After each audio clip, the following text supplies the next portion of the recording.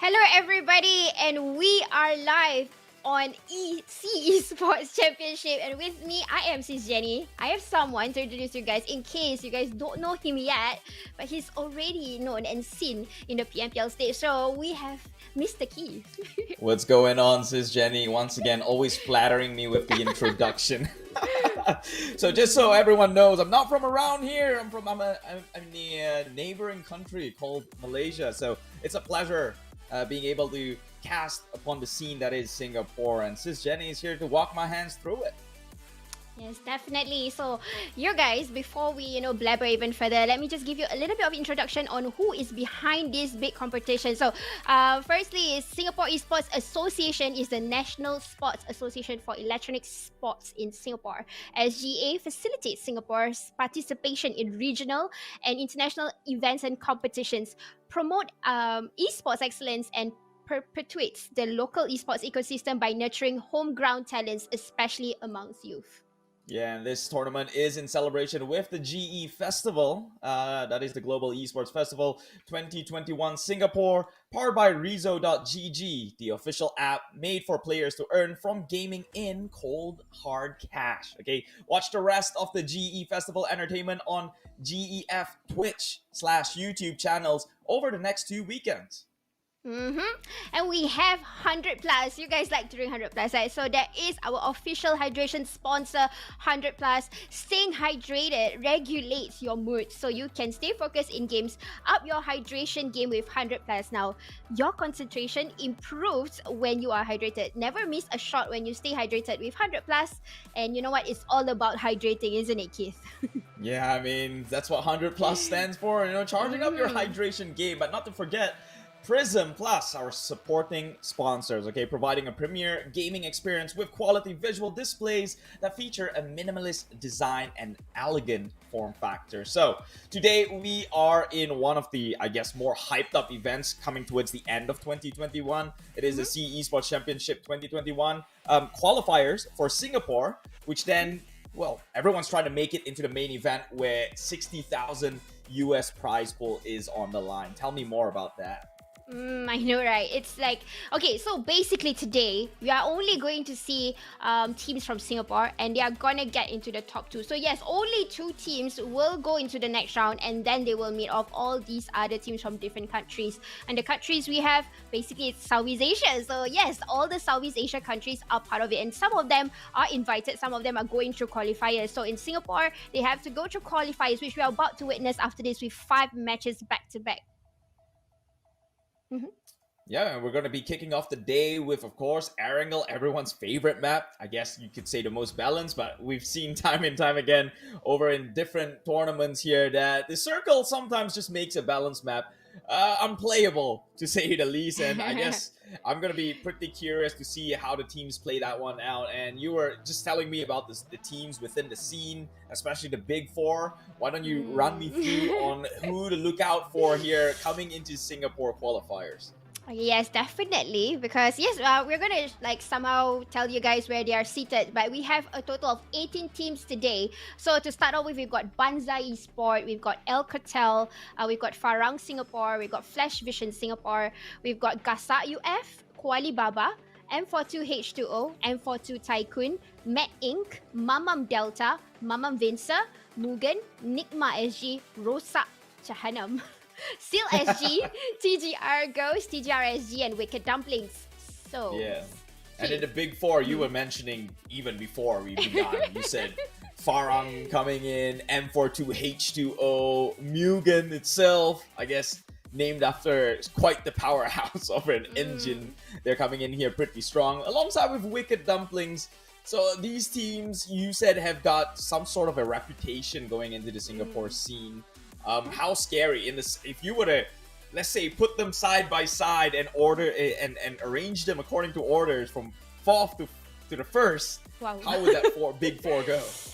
Wow, that's a tough question, Kim. You put me in the support, but anyways, okay. So let's just be fair. The previous PMPL, the one that nearly make it into the next stage was actually Mugen. So Mugen is still around, by the way, and a few of them has already, different in going in different pathways, and they are on the different teams. So some of them are into Farang, Singapore. Some is in M42H2O. Which, you know what, it's better when we see the players Yeah. later, and I'll tell you guys where they were from.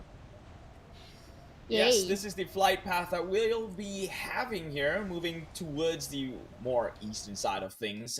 Here in the map of Arangel, again, one of those circles that's heavily sided towards the south side, opening access to Sosnovka military base, quarry, Gatka, Pochinki, farm, and all the way within the vicinity still open here. We've seen how some teams like to go all the way north in Severny. I'm not sure if that's accessible with the flight path given, but I guess we'll see how things played out. Honestly, I'm not a fan of the flight path. We all know this is quite a scam flight path, but then again, it's gonna test their wits at the very first round already. It's going towards the south side, and what about the teams that are going all the way up north? It's gonna be definitely hard for them to actually find vehicles. They will have to fight first, and you can see there is a huge crowd over on the west side of the map right now. You can see there's a lot of teams that is stacked up there. Yeah, but look, only Flash Vision decided to take in the Sosnovka military base. Although, meanwhile, flight path going down south, Circle closes in top. So this is going to be quite the, I guess, the bamboozlement coming in from all these teams, not Uh, expecting this sort of circle, and now they have to make the migration in, and it's not going to be easy, knowing that everyone's probably saturated down bottom. Immediately, gunshots have been fired. I've definitely heard that also, and this is coming from El Catel, with Mamam Vincer. So I don't know how they're gonna come up from this. Definitely, they have to get their loots ready, and this is only 2 minutes. I'm very very sure that they are in need of the loots, because this place, you don't get good loots out of it. You probably just get a lot of pistols and probably shotguns. And in fact, there are 3 teams stacked here. I did see Koali Baba somewhere at the side. And then here we go. We've got El Catel already knowing exactly where the position of Koy is. He's trying to land a grenade, but a little bit, unsure, or again, a little bit scary to do it at the very first few minutes of the game. Yeah, 60 Criminal seems to have an idea. Toss the frag on forward, does clip, but does not take him down just yet, so he will not be displayed towards the markers here. We'll see if he chooses to push in further. Meanwhile, AST Syrup he's got problems of his own. I'm pretty sure he's nearby some teams. Oh, kill feed across the board here as 6C Criminal. He's the one who gets taken out. Aye, aye, aye. And this is definitely backstab indeed from Kuali Baba. Another team. This is third party already. Engagement. They are trying to get at least one confirm or at least one secure point. But then again, it's quite risky, because you see, their loots, they don't have first aids. And KB Fast, his life is already at the 20% edge. And he's trying to get definitely the guy that is inside the shed, which is Choi. So KB Rim is already down. Aye, aye, aye. Too fast indeed. So already 2 knockouts from Kuali Baba. Not really a good start. In fact, already got out of the lobby. So the first team has already been brought back to the lobby. It's Kuali Baba, no more. Again, it was a very bad flight route. It was definitely hard for them to actually move to where they want to be. Meanwhile, El Cartel here seeming like they've got 4 kills already on their side. 6 Criminal, I thought he was going for sure. Well, managed to clutch his position out. And, well, one member still within on the inside. This Snake, he's been occupying this shed for the longest of time. Do you think they will ever push him forward? As I say that, he spots one out, shoots him in the back, and that would be him finding the exit pass onto the lobby as well. Yep, definitely. So well done for, I would say, Alcatel for getting that 4 confirmed kills first. And right now we already can see that teams are moving into their respective drop spots. They have been training over the screens that Jenny Extol, I don't know which Jenny that is, but yes, they have been training over the screens, the teams that is participating in the Southeast Asia Esports Championship. So they pretty much already knew where each teams are going. So in a way, it's kind of fair for them to avoid the first part of the fights, actually the looting stage, which we don't really see them doing it in the professional leagues, right, Keith? I think this one's a different case, because Mm-hmm. having the circle going in the south side, everyone's Mm-hmm. just saturated down in the bottom, and having the circle go up. I mean, the flight path was in south, circle was on the upper side, so they're starting off already saturated down the bottom and has to make early rotations, which means they are going to encounter teams more easily. And as we can see, some teams has already made their rotation within the circle and will have that gatekeep advantage, being the first one in. Meanwhile, Nigma has got vehicles. That's talking about rotations. That's one way to get in on a safer note. Yes, definitely. I think they are. I believe very much they are over in the east side near Milta Power. Definitely different from the way they drop in the scrims. But again, this is the tournament, so some teams are gonna disguise themselves exactly where they want to go. So, surprise, surprise. I think they will definitely meet Wicked Dumplings who's around the area. I'm not so sure, but as of now, they're just gonna loot and get their stuffs ready for the fight. Yep, there you go. This is exactly where the teams are over in right now, and they have definitely positioned themselves nicely. Not gonna have early fights. Definitely, they're just gonna try and rotate as much as they can. And I'm seeing a lot of the teams going over on the west side as compared to the east or even the north. So, probably during rotations they will start to spray. Probably so. Too soon to tell, but as we can see, people in Severny and, well, M42 taking up Stalber seems to be like the safest choice right now, at least until the next rotation of the circle. There are some teams that are currently driving towards shooting range Severny area, though, so they might have to gunfight, retaliate then. Meanwhile, school already being occupied as well. That leaves not much left for all these teams to find compounds, I guess, in a comfort zone that has sufficient loot for the entirety of the gameplay. So Mm-hmm. looking at top side though, I think Farang might just get into a gunfight, seeing as though they're being gatekeep. At least depends on where this next circle is about to close in. But if it does close in towards the south side, then Farang might have a bunch of teams that they have to try and get through, and that's going to be pretty ugly really fast. Mm-hmm. And sure enough, hello, hello, Wicked Dumplings. You have just drove into where Farang is. I'm not sure. Probably the IGL have already spotted a few teams come. Yep. You know what? I've already heard the tapping from Insider, and don't you find some names familiar? Actually, I do, because this is, yes, it's a new team, but they are all like seasoned players from different team. If, for example, we've got Insider from RSG Resurgence in Singapore before this, and then Almighty is from Jerome Moxie, and Cabo was from Cartel. So they are actually old players, and not old but seasoned players, and they are just in the new team. So I am definitely going to see a fight between all these players that I've just mentioned, especially the seasoned players who are so used to playing tournaments. Yeah, man, I'm excited for that one as well. You know what they say, the first few circles always a slow one, but later on, as more teams will be forced to be confrontational, that's where things get a little bit dicey. Meanwhile, take a look at this team though. Already 5 kills in their name. That is Al Cartel, living up to Wow. it, being as aggressive as they are. So far, it's a great start from them, and it seems Mm-hmm. like they are rotating their way just fine, having no people to block their entry in. Yes, but this route, I'm definitely gonna guess on the IGL or even the Scouter in choosing such routes to come in, because we know that this route is not easy. Near ruins, you have a lot of the terrains going up and down. It's usually over in ruins, and then the places near prison. That's Oh, usually a threat when you want to come in because of the vehicles and all that. Especially in the first few rotations, I would avoid those kind of routes. take a look at the next circle shift though, as we live and breathe. Farang now has to push towards Wicked Dumpling, and their ones playing Gatekeep. Has got the crate upon their end, where we might see what they can pull out from this crate. Could be Mm-hmm. maybe an AWM. I don't know. That could be pretty fatal if that were to happen. Meanwhile, Gasak smack dab in the center here. Might have to share it with another team within the vicinity. So over there, Yasnaya and Bei Xiao gets taken out by MG Nasty. Oh, Mugen has started with the killing spree. Mugen. So this is a name where we don't have to give them introduction. They are always coming up for the top spots. But here we go. They are actually in the blue, but they are trying to gatekeep Banzai Esports, if I'm not wrong. This is the team. So I don't know. I got a feeling they are gonna do a push here. They're gonna start off with a little bit of supper, not say supper, but dinner. Yes, there you go. A push is about to happen, and they have already locked the enemies. They're doing the rotation, but Banzai is not giving up, trying to push and pressure on them, but sprays are coming in from Vax. Trying to spray down on V, Xiao, and Lendex. Honestly, they are only having haystacks that's covering their angle, and that's not sufficient for them to stay alive for that long.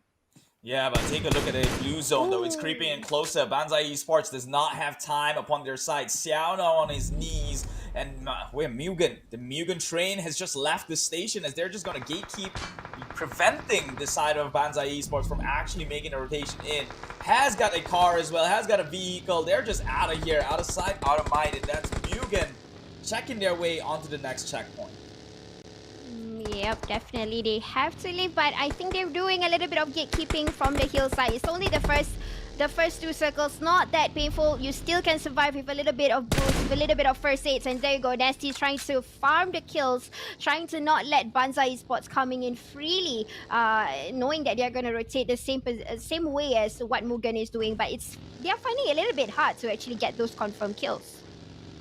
Well, it's not the furthest of scopes, and it's not one of the more ideal weapons for it. So I guess Mugen Train will just leave the station as we speak here. They will settle with that. At least they deny people or teams that were in their way that should give them a straight entrance towards the circle, if you say so myself. Meanwhile, up on this side, Yasnaya, I think this is where I think two teams currently resides. That would be quite the bloodbath.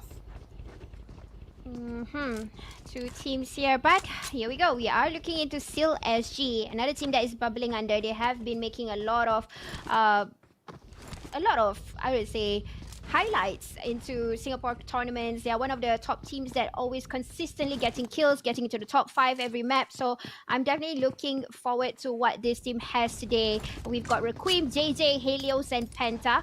Again, these players are, those of them who actually watches the tournaments from Singapore, these players don't need introductions. We know them very much. But this is the current circle. It's literally pulling again towards all the way to the east side. So I believe very much Nigma won't have a problem because remember, they were from Milta Power and look at the way they want to rotate in. There will be no problem at all. But one team for sure who don't have to move so much is actually Met Ing. They are situated over in Mansion, and I think they can do a beautiful gatekeep because of the level that they have, the vantage points that they have. They can do a gatekeep for every angle of those teams that's coming in. But I'm seeing probably a bloodbath of the areas of where Seal SG is. TGR is coming in. Also, Gasa is over there. M42 is coming in, guys. This is crazy over on the west side. Yeah, third circle in, still 17 teams. I guess it's bigger than what it appears to be. However, this is only buying time until eventually they have to shoot some firepower out of their way. I believe Mad actually had a drop spot towards the center of the map in Pachinki, but they made an unusual rotation. Instead of going in straight for the into the circle, which is a direct path upwards, they went towards the eastern side, took over Mansion, and has been sitting ducks until this very circle in. 3 circles in so far. It's been working out for them in terms of rotation. Meanwhile, here we have TGR Lemon G has got their vehicles already being shot down and under fire. It's smoking at the very least. Mad as we live and breathe. Now dropping down onto Seal. They've made their way onto Mansion. Oh dear, dear, dear. I feel like there is a crash happening over in Mansion. Everybody wants that vantage point. Though damage has been done, one of them got sacrificed early, which is Fit Bomba from Met Inc. No more. So left with 3 players from Met Inc. We're doing a little bit of that rendering, but definitely Seal is going to try and share the compound that they thought they could take over. And you know what? They're not going to proceed with the crash. They're not going to push. They are going to wait for the circles probably. But there's another team that's stepping them over on the other side, knowing that there is a team that has already conquered Mansion. Now they have to figure it out fast because if not, that team will just crash in, and it's going to be a big problem for them if, you know, troubles will start to come in for CLSG. Yeah, Seal and Matt are going at it over in Mansion. Meanwhile, M42, they can just come in for the cleanup if they want to. Mm-hmm. Well, within the vicinity, just, a couple of feet away, but, well, what they want is the aftermath of the situation. So they're going to wait this one out. Meanwhile, Kash tries to peek in with the scope, does not see anyone for now. He does spot, I think, some sort of movement from the Mm-hmm. windows. Maybe he can capitalize it there and then. Mm-hmm. Yes, and kill feed is happening. This is coming from El Catel again, coming in with the kills, and it's aiming for Mama Vince this time. I'm not sure exactly where the fight is. Probably, I'm thinking it's on the west. Or okay, here we go. We already got the answer, and the answer is over on the north of Yasanaya. Again, rotations are just making no sense at all. It went from the bottom to the top, to the left, to the right, and it's going over to the right again, guys. This is going crazy. So a lot of teams is going to crash in. We have still 17 teams, Keith. 17 teams are still alive, 60 players in the game. How are they going to squeeze into such a small circle? They say 17 teams. This town ain't big enough for the rest of us, so they're gonna have to shoot real soon. Mansions now isn't the safe space to be in. Seal immediately getting into vehicles, looking to rotate out of there instead of going head on with a gunfight. Meanwhile, Gasak already up on these a vantage point, at least by the edge of the circle here. Now, Banzai Esports, that's the last player who was trying to kill his way through, will be taken out. So that's another team down. Only 16 teams remaining. I say only, but that's a huge number. And M42 coming in with a clutch nade takes down another enemy. Yeah. This is definitely, I would say the game is starting to look at M42 having the circle. They don't have to rotate. All they got to do is guard their lives for all these other teams from coming in, preventing them from coming in. We're looking at Rosa Jahannam. Two of them got knocked by a beautiful grenade from Wedu. So Vitos is the next person to be knocked out. Actually, he was trying to revive a teammate there, and Saber's coming in. They're trying to trick you. Fight, but Raul there is the one that's going down, but the rest of M42 is coming in for a fight. Saber is still up and running. He is still in the smoke. Nobody knows where he is, but where do beautiful shots here. Ooh, is that a wipeout? It is a wipeout, so no more Rosa Jahannam. Well, I guess you could say their strategies for this first map has been spoiled by another team, Rosak. Anyway, Seal now taking on Mad. As I thought they were about to back off, they start in with the aggro. Meanwhile, Zaki from Nigma spots out from the distance here. Does a little bit of friendly fire, a little bit of a tap, I guess you would say, a warning shot. Not so much, not so lethal as it is, but they will now reveal their location. And Mamam will now know that they are enemies within the vicinity. Gasak takes down one from Mugen. Enigma, where you gonna go? They want to fight, but they want to move at the same time, so they gotta make their decisions fast because teams are just gonna come in listening to the gunfight. They have the perimeters that's good, and nobody's behind them, but they just gotta wait for people to spot them from the distance. And you know what? Kill feeds are going on. TGR Ghost is getting kill feeds here from Mugen. I'm not sure exactly what's the outcome for Mugen, but Moxie getting somebody from a team there. That's key. Again, this is going to be a bloodbath because you know what? The circle is already on the far, very, very small. And a lot of these teams are just crashing in. Nigma Smokey being spotted by M42 Falcon. What a name for a shot. Yeah, they say Falcon's got an eagle eyes, I guess. And eyes out to hunt, and he's got his kill here. Gasak as well. Takes down one from Mugen. So I guess this train has been put to a halt as now POC LA from Al Cartel will be playing the smokes a little bit, trying to maneuver his way through the grass here as he tries to find an opening against the enemy. Meanwhile, Nigma dropping members as well in the process, being at the edge of the circle. Mugen fights back with another nade. Virgil actually takes down two from TGR.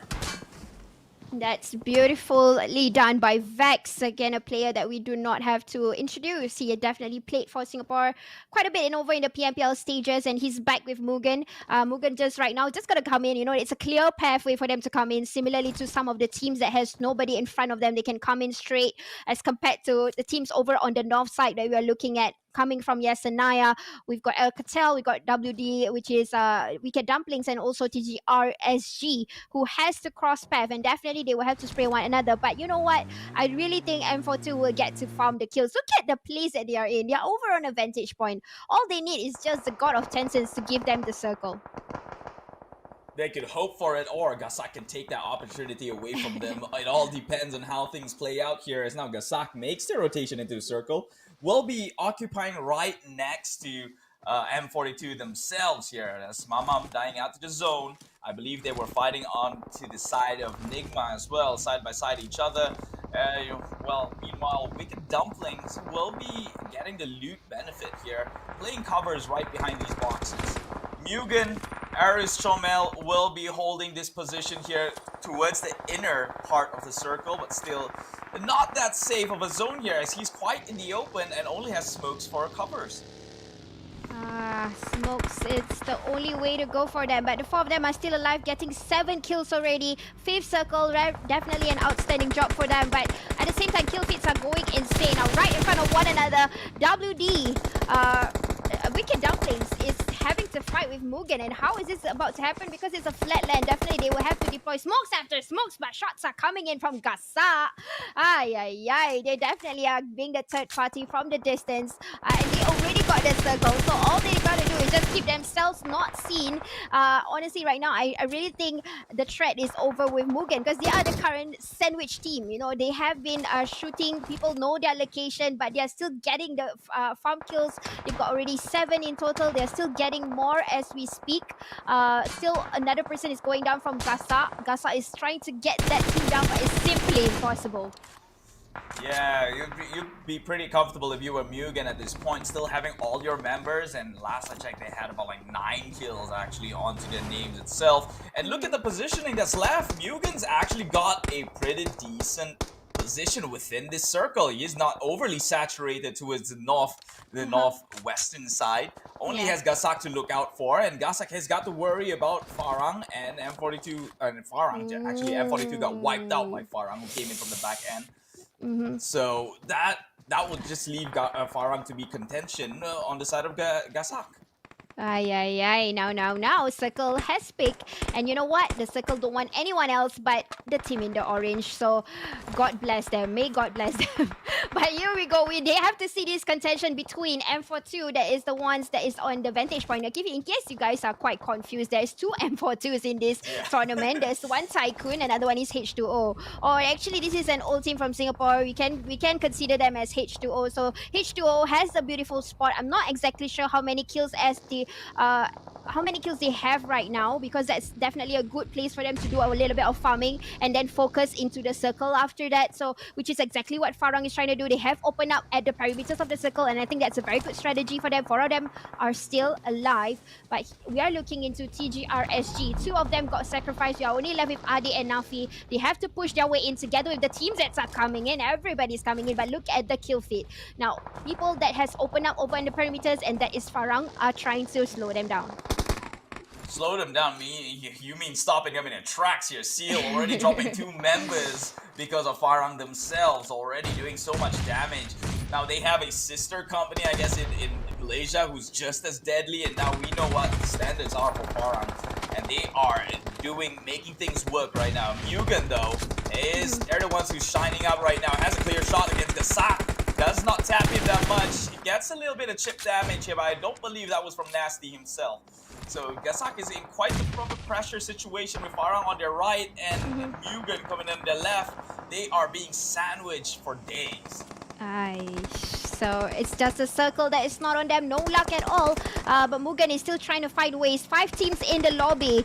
17 players still alive. And the place, no mercy at all. It's no man's land. Not a beautiful terrain at all. It's almost a flat ground. It's literally they are going to just sneak their way in and just getting shots from the distance. Those of them who actually got the cliffs, like what Vex has here, that's actually a very good point for them to play, you know, for getting 14 kills after one another. Farang with 9 kills in hand. I'm not exactly sure how many Mugen has, but probably it's more, because I've been seeing them in the kill feed. Look at what Vex is doing a little bit of jiggling, confirming the position of Farang from the other side. I'm sure they have no idea what team is that, but definitely are trying trying to bring them down. But still suddenly gathering up. You know what? They are still there. Like I said, these teams are deadly Oh! too. Ooh, that beautiful grenade from JJ. Actually taking a whole bunch of the member from M42 there. Meanwhile, Farang, they're dropping like flies on the side of Seal, from Seal. We saw Vax trying to crawl his way towards the whole members of Seal. That could be his one-way ticket to Spray Town if that would go really south for the side of Seal here. Nasty takes down a member from Farang, leaving them with only 2 members remaining who can shoot back. So they have to make this one happen somehow, whether they go in for the rescue or retaliate. This is all up to them. Insider now takes a car, moves on forward, makes a rotation towards Jerome, giving him some sort of cover and maybe some aid here to actually pick him up. But is that the wisest of move? He does have smokes to be deployed, but the nade takes him out in the attempt, and I guess being a little bit too, well, artful, or what's the word here? What's the word of being very, very supportive towards your teammate? Just bites you in the back. Definitely it bites him. Being the IGL, he has to make such calls. But we still got one more person still alive for that team, so it's okay. Now the fight still begins for Mugen.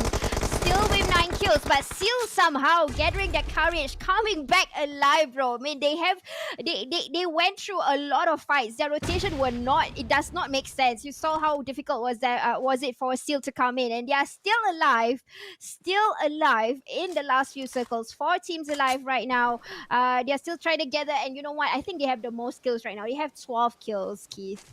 They have 12, yeah. The Mugen only shy from 2 with 10 kills, but they do have 3 members. So will they clap onto Seal before Seal claps back? That is the question right now. Gasak is not making it easy for the side of Mugen here. Only 4 teams remaining within this playing ground.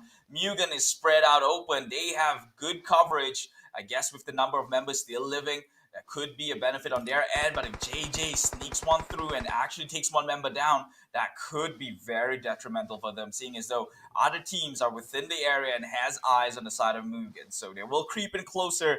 JJ, the blue zone will be closing in as well. He's got the eyes. Vax has eyes onto the side of Seal, not really knowing where the other enemy could be. And Super Pi, he's on the high ground right now. He doesn't have to move, it seems. Oh wait, you know what? I have a fun fact for Super Pi. He actually plays football for Singapore. So this guy is actually our national player. And you know what? He's playing for PUBG now. I don't know if there's a free kick right now. Well, I guess you could say he's a well-rounded athlete then in physicality and the cyber world here, as he seems to be the only guy who's fit and capable enough to stay this long in the game, I guess, comparatively to his teammates. And he will just occupy the spots as teams just try and blindly toss nades and shoot each other down, and he can just play it patiently, I guess, until to some avail. Oh, JJ takes down Vax. That evens things out. Seal has 2 members, and now Mugen also with 2 members, so no advantage is going their way. JJ getting shot fired here. Gasak just playing it patient up on the high ground, but Aries Shomel might be making a way up, and Insider from Farang is still here. Let's not forget that. We'll go in with the 8. Oh, actually gets taken down with a great nade coming up from Mugen. So that's one kill off the bat from Mugen before they fall out, if they would at all. It seems like things has just turned into another stalemate. You know what? I can't help but to chuckle. These 2 teams always are on neck and neck with each other, but Nasty giving the shot straight to Moxie, telling that, okay, you know what? I'm here. I'm going to be the sharpshooter today. Nasty take the shots over towards Moxie. Moxie might just not be alive. Left him inside, and you know what? We are left with Mugen versus Farang. Oh my god. Insiders left. Well, here's an inside news here. The 2v1 situation, but Insider gets a tag onto Nasty. Though Nasty is low. He smelled blood. Trying to run into the smoke lines, but oh, he did it. Actually takes him down, and well, Farang clutched that chicken dinner in this match number 1. My God, I've got nothing to say, but that was definitely a tight fight between the three tops. And you know what? The top teams that we've just mentioned earlier, we've got Mugen down at number 2 and Seal at number 3, and Gasa coming in from the bottom, even though their rotation was really good, even though they don't have much kills. But we can see that who are the terminators of the fight today. Yeah, Mugen definitely coming in strong. Has a lot of early fights, to say the least here. Fighting their way through. It was no easy feat to last that long, especially when you have to fight very early. Seal, actually these top 3 teams, if you take a look at the kill difference, they're pretty much on par with each other when it comes to firepower and aggression. But of course, Farang just won that one because he was in a strategic location up on a high ground, and well, Seal had to deal with Mugen first, and well, the aftermath is going to leave some sort of an injured wound where Farang can capitalize on. Yeah, definitely. I am hoping that we get to see the final scores for the first map right now. But as of now, this is the position. Farang at number 1, Mugen number 2, Seal at number 3. Number 4 is Gasa. Number 5 is H2O. Number 6 is TGRSG. Number 7, El Catel. Number 8, Mamam Vincer. Number 9 is M42 Tycoon. Number 10 is Wicked Dumplings. Number 11, Nigma. Number 12, Met Inc. Number 13 is TGR Ghost. Number 14, Flash Vision. Number 15 is Mamam Delta, or it could be the other way around. Number 6 is Rosa Jahanam. Number 17 is Banzai Esports, and last but not least is Kuwalibaba. Yeah, and this is looking scary. You can see that in the 10th place all the way down, or I think even higher than that, it's just 0 kills across the board because everything has been taken by the top 3 teams here. So you can see the power level between these two teams. They are, I wouldn't say they're matched, but I wouldn't say they're outmatched as well, because this could be just a first game thing, and then comes second game, different circumstances it comes into play, and things are different, right? Because let's be honest, Circle was tough on this one with the flight path going down in south, having to rotate all the way up into the north side. Surprise, surprise, Farang was in Severny. So they kind of got that prediction right. Definitely. I would like to say a little bit about the Singapore teams when they do the rotation. Definitely that was something that tests their wits. Flight route was, like you said, it was hard, and we could see how they evenly scattered out, and they only fight when the time is, when it was the 4th circle onward. So I think that's a very good discipline for them to having to this tournament based kind of standard of how they're supposed to fight over in the big stages, and knowing that this is 4C, they have to do with such gameplay. Yeah, so we have concluded with match number 1 of the day. Don't worry, we have 4 more games to play. This is the Southeast Asia Esports Championship 2021 Singapore qualifier. 4 more games left for the night, and you will be accompanied by myself, Keith, Alicio, and together with Sis Jenny. But for now, a quick break before we get back into the action.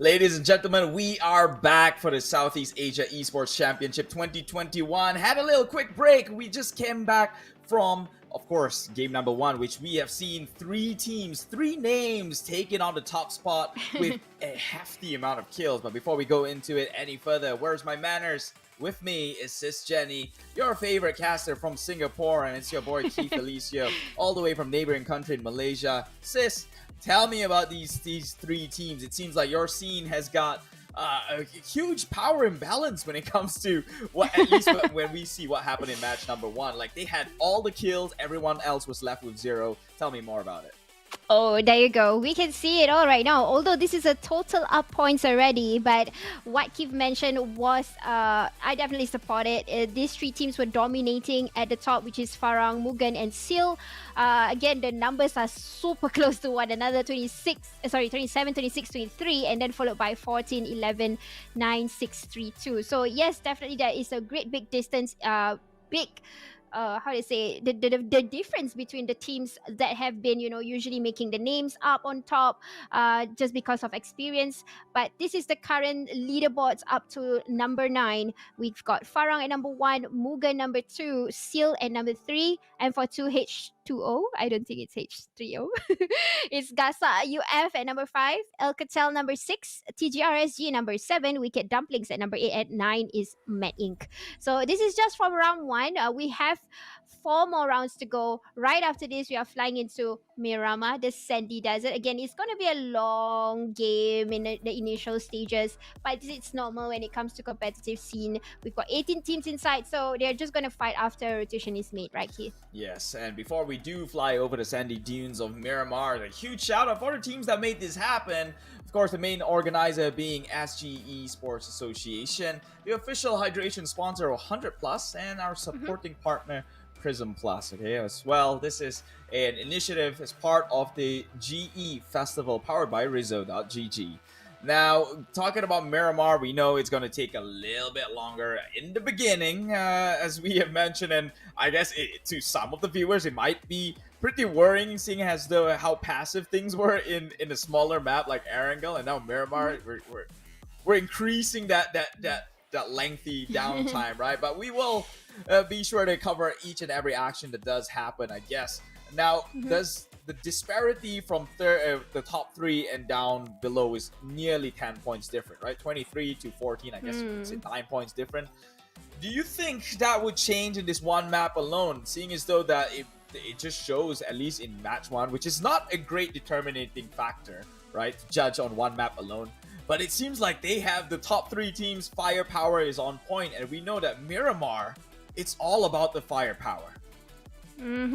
So it's gonna be a tough battle for the 3 teams at least, because like what Keith said, the points are too close to one another. But this time, at least it's a breather for me to see the flight route starting from Campo Milita over and ends over in Los Higos. So I think it's pretty much okay as compared to the previous map. It was a no-go. It was just from the south to the south. But this time, teams are gonna go to their respective places. It's not gonna be like a huge battle between to get which compound first as compared to the first map. I think most of them were trying to find the place to be, because they already, like I said before this, they train for scrims. They already have their own respective drop spots. But in the first Erangel, I did see some teams not going into their respective places, and I don't blame them for it, because it's simply impossible for a lot of teams to go up north into their respective areas without getting shot. Yeah, as we say that though, Farang taking again the northern drop spot here over at Cruz de Vel. We've seen them in a previous map making all the way up to Severny. So it seems like they're kings of the north as we speak here. Water treatment getting occupied by 2 teams as of now, and the circle again. Fortune favors the bold, and Farang smack dab straight in the center. Circle is in the favors of people that drops into the north side. So definitely, I think it's going to be quite a breeze for the teams that already have comfortably landed over on the north. Honestly, I don't see any other teams besides Farang, and then we've got, let me see, Nigma, M42, and Mamam Delta or Vincer. It's either one of them that is comfortably there without any kind of major fights to look out for, as compared to going down under a little bit, shifting your attention. There you go, like you see here. And this is coming from TGR Ghost, knocking out one of the Qualibaba members. Honestly, I think Qualibaba, not a good start for them at all because they have been spotted. They were too soon in the first map. And now they kind of stumble upon TGR Ghost. And this is an area over in Los Leones, and you can accommodate up to 4 different squads over in this area just to loot. But because, it was a cluster, everybody decided to come here, and Zeneku is kind of stuck right now. He's very, very close to Lemon G. Yeah, Lemon G already doing some sort of points going on to his side here. Actually, he was just a one-man army taking on the entirety of that team. Like, if Qualibaba were to turn in against him, they could have probably won here. But I guess not knowing how many members were in the area, and probably most of them have not much items to begin with, they decided to instead cut the losses and get out here. How soon will this sort of peace will last on their side really depends. I do see M42 is just nearby, so that will be it for that saga. At the meantime, though, Mugen, another team to look out for, very deadly with a gun in their hand, seeming to be on their own in this compound at the time being. And this is San Martin, a place near Hacienda El Patron. Joining close by to them is actually Rosa Jahannam. But Kill Feed says it all now. M42, I think that's H2O, already gotten the entire team of Banzai. And that is Banzai Esport. I think. Wait, there's one more person that is still alive. Or why isn't the team changing? Like, okay, we got 18 teams. So yes, one of the teams already got back to the lobby. So no more Banzai. I think this is a fight over in the north. If I remember things carefully, these are the teams that usually would drop over on the north side of Miramar itself, where the Oasis is at, where all these players are coming into the north side. This is exactly where they would be. So already one team out, but there's definitely going to be a huge fight over in San Martin, like I said earlier. Knowing that Mugen is currently caught in the middle, something is telling me that Rosa is trying to lock them down. Well, they can try, but I guess after game number 1, I don't think Mugen's the team you want to clap, especially now with Mamam nearby. Mamam Delta could very well be a third party in this skirmish if they were to happen here. So far, not happening just as of yet. They are maintaining some sort of a respectful distance from each other. But as I say that, Mugen closing in towards Rosak Janam here. With 2 members of their own taking the vantage point, having a bird's eye view across the entire compound. So we'll see how this one plays things out here, Virgil. It is 4 members up against the 2 of Rosak Janam. So just from the math alone, it seems like Rosak might just have another game spoiled for them. Yep, definitely. Knowing that Mugen is one of the top 3 teams earlier, if they get too soon for this round, they have to catch up. But you know what? Nasty is spotted as a noob from a distance. He should know better not to do a TPP behind an empty wall because it's just too open. Everybody can see you. Now, losing one member already, the rest of Rosa needs to proceed with the current plan, and that is to lock down Mugen. Yeah, we'll try. They're making a rotation in here. S4, Bear 2, F. Over in San Martin, it doesn't seem like he's got anyone within his sights here, so maybe their best bet is just to cut their losses, continue to loot, as it's still so early within the game. Still 17, still up. They lose one member, not the end of the game just yet. They can still play their way through. However, they will lose a very, very crucial member here, as every member is potential firepower, and with one player down, you kind of have to change the way you approach here. And Seal, on the other hand, the top 3 team previously, has their members on their knees as well. Yep, that is Trixie doing a shot over, but Mr. Take suddenly getting caught off by Virgil and getting a support right behind that Snesty, and Irish Sholmel's coming in, so definitely the healing is being heard. So Mr. Take, I don't know if you can stay alive, and in fact you see Saber and Vitos has already say goodbye my friend, and they are going to leave their teammates. You know what, they are just feeding Mugen with advanced skills in fact when they couldn't get the lockdown points. So Mugen had a good start with 2 confirmed kills. 2, yeah. gonna be two, knowing that Mr. Tay, there you go, Mr. Tay going down by Vex. So two confirmed kills for Mugen already. Now we're looking into M42H2O, moving at the sides of Impala. They were from Porto Paracio. They are gonna make their way all the way up north. I'm not sure what they're shooting them here, but this is Falcon already shooting and spraying towards one of the teams that's just passed by, and this is Flash Vision, a name where we used to always hear in the Malaysian tournaments, but you know what, Flash Vision is still here in Singapore, and they are just being contacted by M42H2, and you know what, it's just going to be pressure fire. They're not going to contact, they're just going to say, hey, you know what, clear up the way, I want to move, so you go into another road, I want to use this road. Fluid like water, H2O, they make it out of here. Well, they do have 4 kills already in their belt, which means they wiped out Probably pretty much it's like one whole team here. Although the counter of the team is still stagnant on to 17, we all know that H2O 4 points. That's technically an entire squad. So they'll make their way towards Minas Generalis here. Right next to them, Flash Vision will eventually have to make the rotation in, but take your attention towards the western south side of the circle, where things is about to get heated real fast. As you can see, Moxie with the scope will try and tag onto the side of Nigma here, not clicking any so far. He does spot them out, but I guess a little bit too shaky on the hands, and well, at this point it's just warning shots. Yeah, I think the problem here is it's far, so it did not render. So actually, the players are covered a little bit, or especially the body. So from one point to another point, they could actually hit the head. So at this point of time, we are looking at not rendering maps. So that's the reason why we are seeing the shots not falling in. It is the same goes to Nigma, who can see Farang, but they're not landing the shots because it's not rendered. So usually in times like this, we will reposition and get a better spot, because you're gonna waste bullets in that sense if you were to keep tapping. And you know what, not only bullets, you can connect the dots to all these other teams who can hear you from the distance, and you will get third party.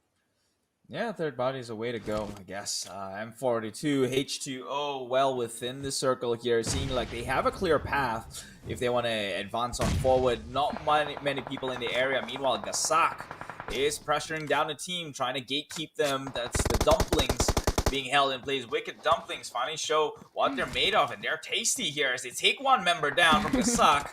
We'll try to push the issue forward, but he gets retaliated. That's Wig Sauce on his knees, and his member will have to make the quick rotation in with the vehicle, but he's got to be careful because Hakim is well within position to spray him down, and he will. He catch them within his scopes, but unfortunately not knocking onto any one of them. Will charge onto frag grenade.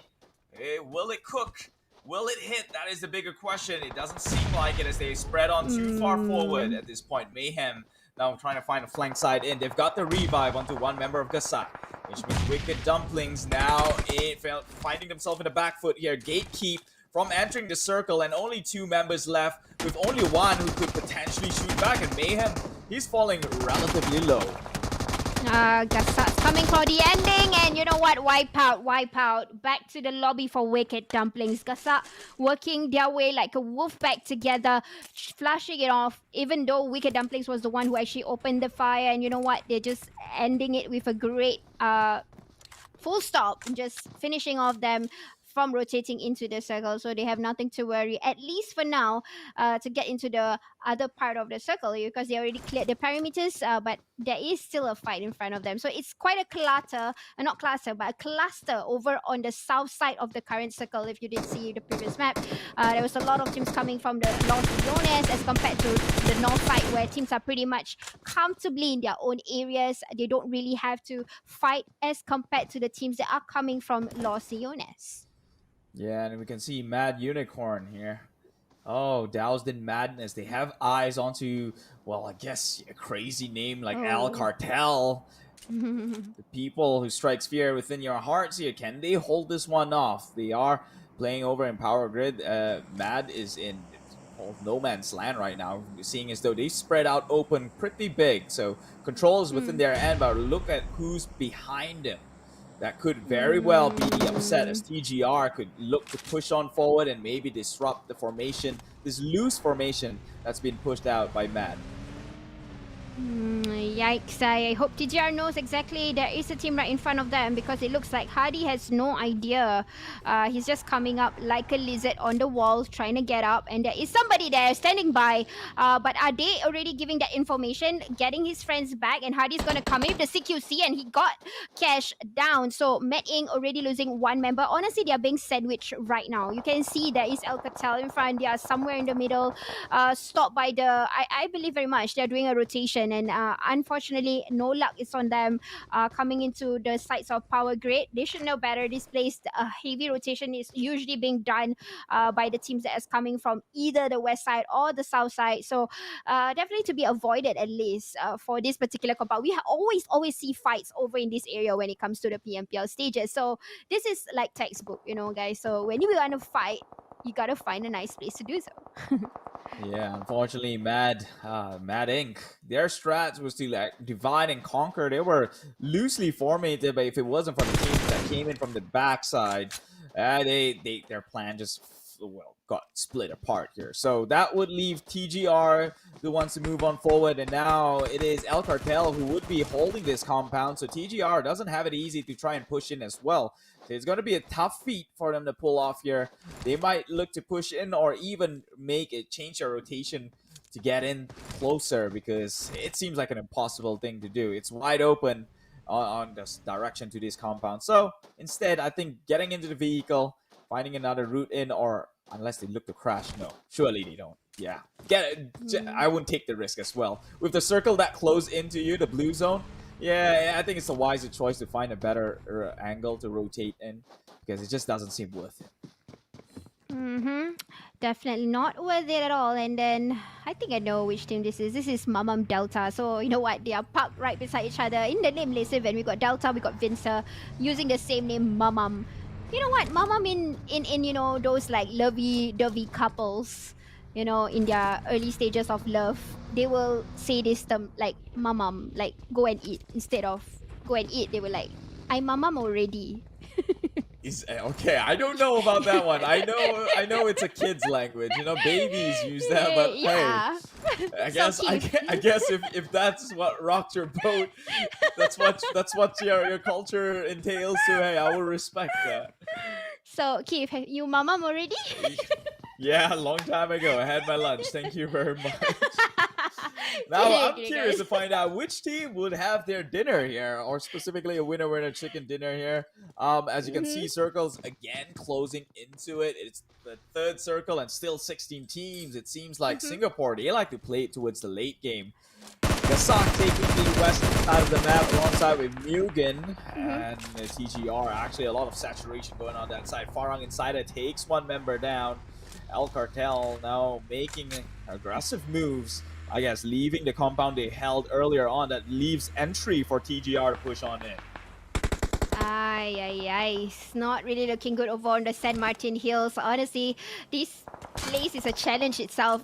If you see the way the hills is made, there's a lot of levels. So every level, by getting hit still, Chomelji is not a good space. It's not a good place to actually heal out, because you got Sil looking at the side. They can just do a little bit of TPP. They know exactly where you are.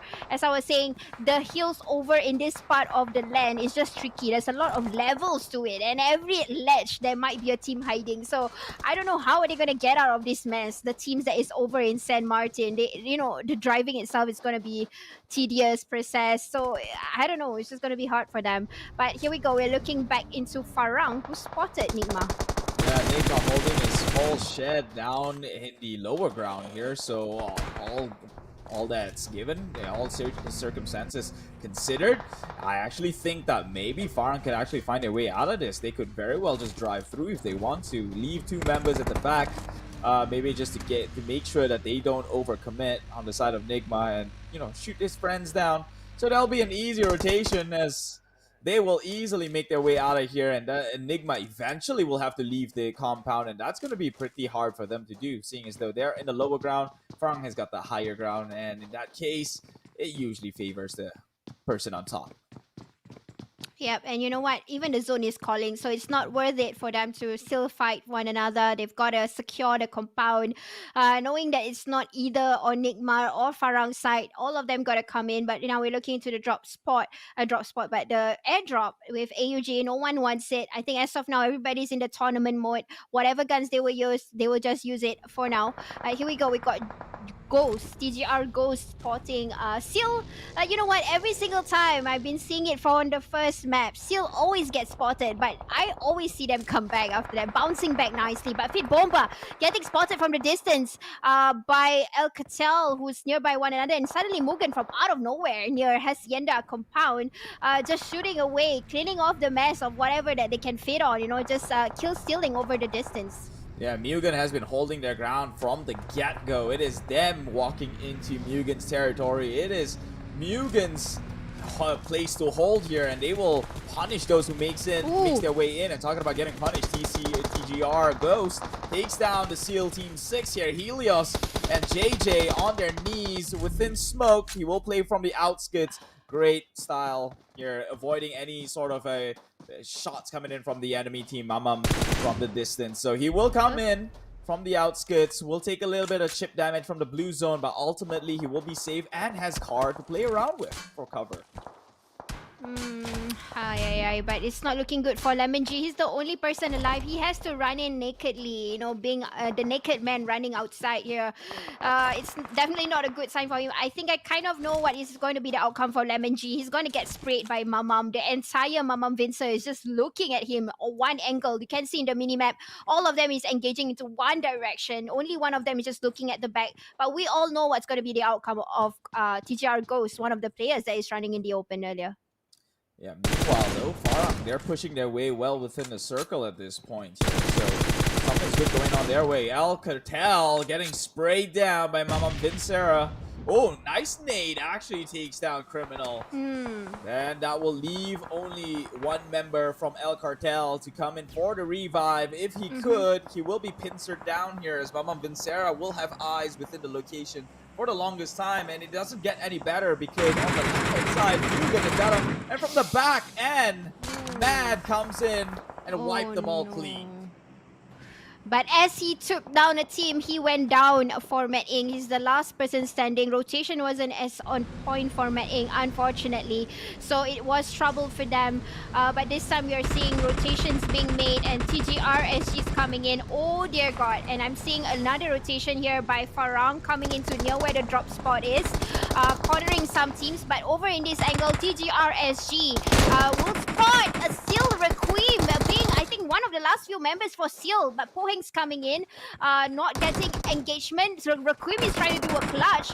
If we could just jump in into Requiem, he's literally being wiped out by Hardy Banks. Last person and lastly, no more Seal, at least for now. But it's not. As I was saying, finishing my sentences, Tycoon just finished it for me, just like that. So Tycoon wiped out TGRSG, no more. Right now we are seeing two of the members from Farang itself, they are being knocked out. Moxie, next person to go down. And you know what? The rest of these teams are pushing right beside H2O. They are parked right beside one another. Although they got the circle, they've got to make the best out of it. Two members left for Farang. Just looking into Jerome, just stopping into people coming into their way. Yeah, Farang has got a good spot here, well within the circle, and has got a small shed for cover. They've been spraying down people who's trying to get an entry, and gets punished. M42, Tycoon, one member down now in the attempt of trying to push on forward. So this is definitely looking like it's swinging the side of Farang once again. And M42, Tamcoke tries to push in onto this little open area. It does have got a sort of a cover to play around with, but relatively still open for any teams who are looking to push. Mamam Delta and Mamam Vincera right in the backside. Spots out. Cozy, Koi, Tamcoke. He could not finish the job, and now they're rotating with the car. It has been spotted out and crashing into that compound, and they have another problem to deal with on the inside. And we are looking into Mamam Delta, who's actually... Oh, no, wait. This is Mamam Vince. They are trying to come in, pushing into M42.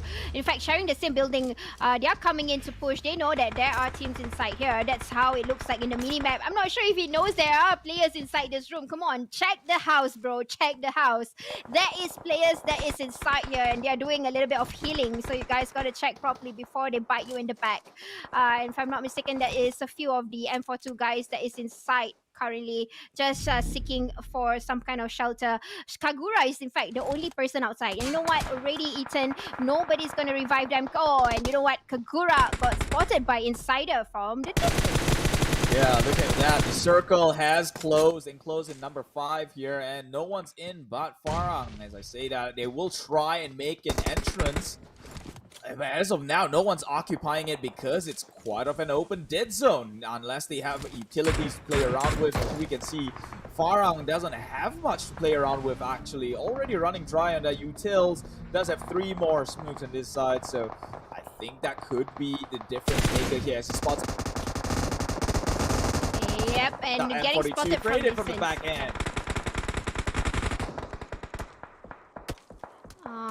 Sorry, it was a little bit of lag just now, but definitely continuing whatever you said from the distance. Mama Vince trying to finish up. M42 Tycoon back to the lobby.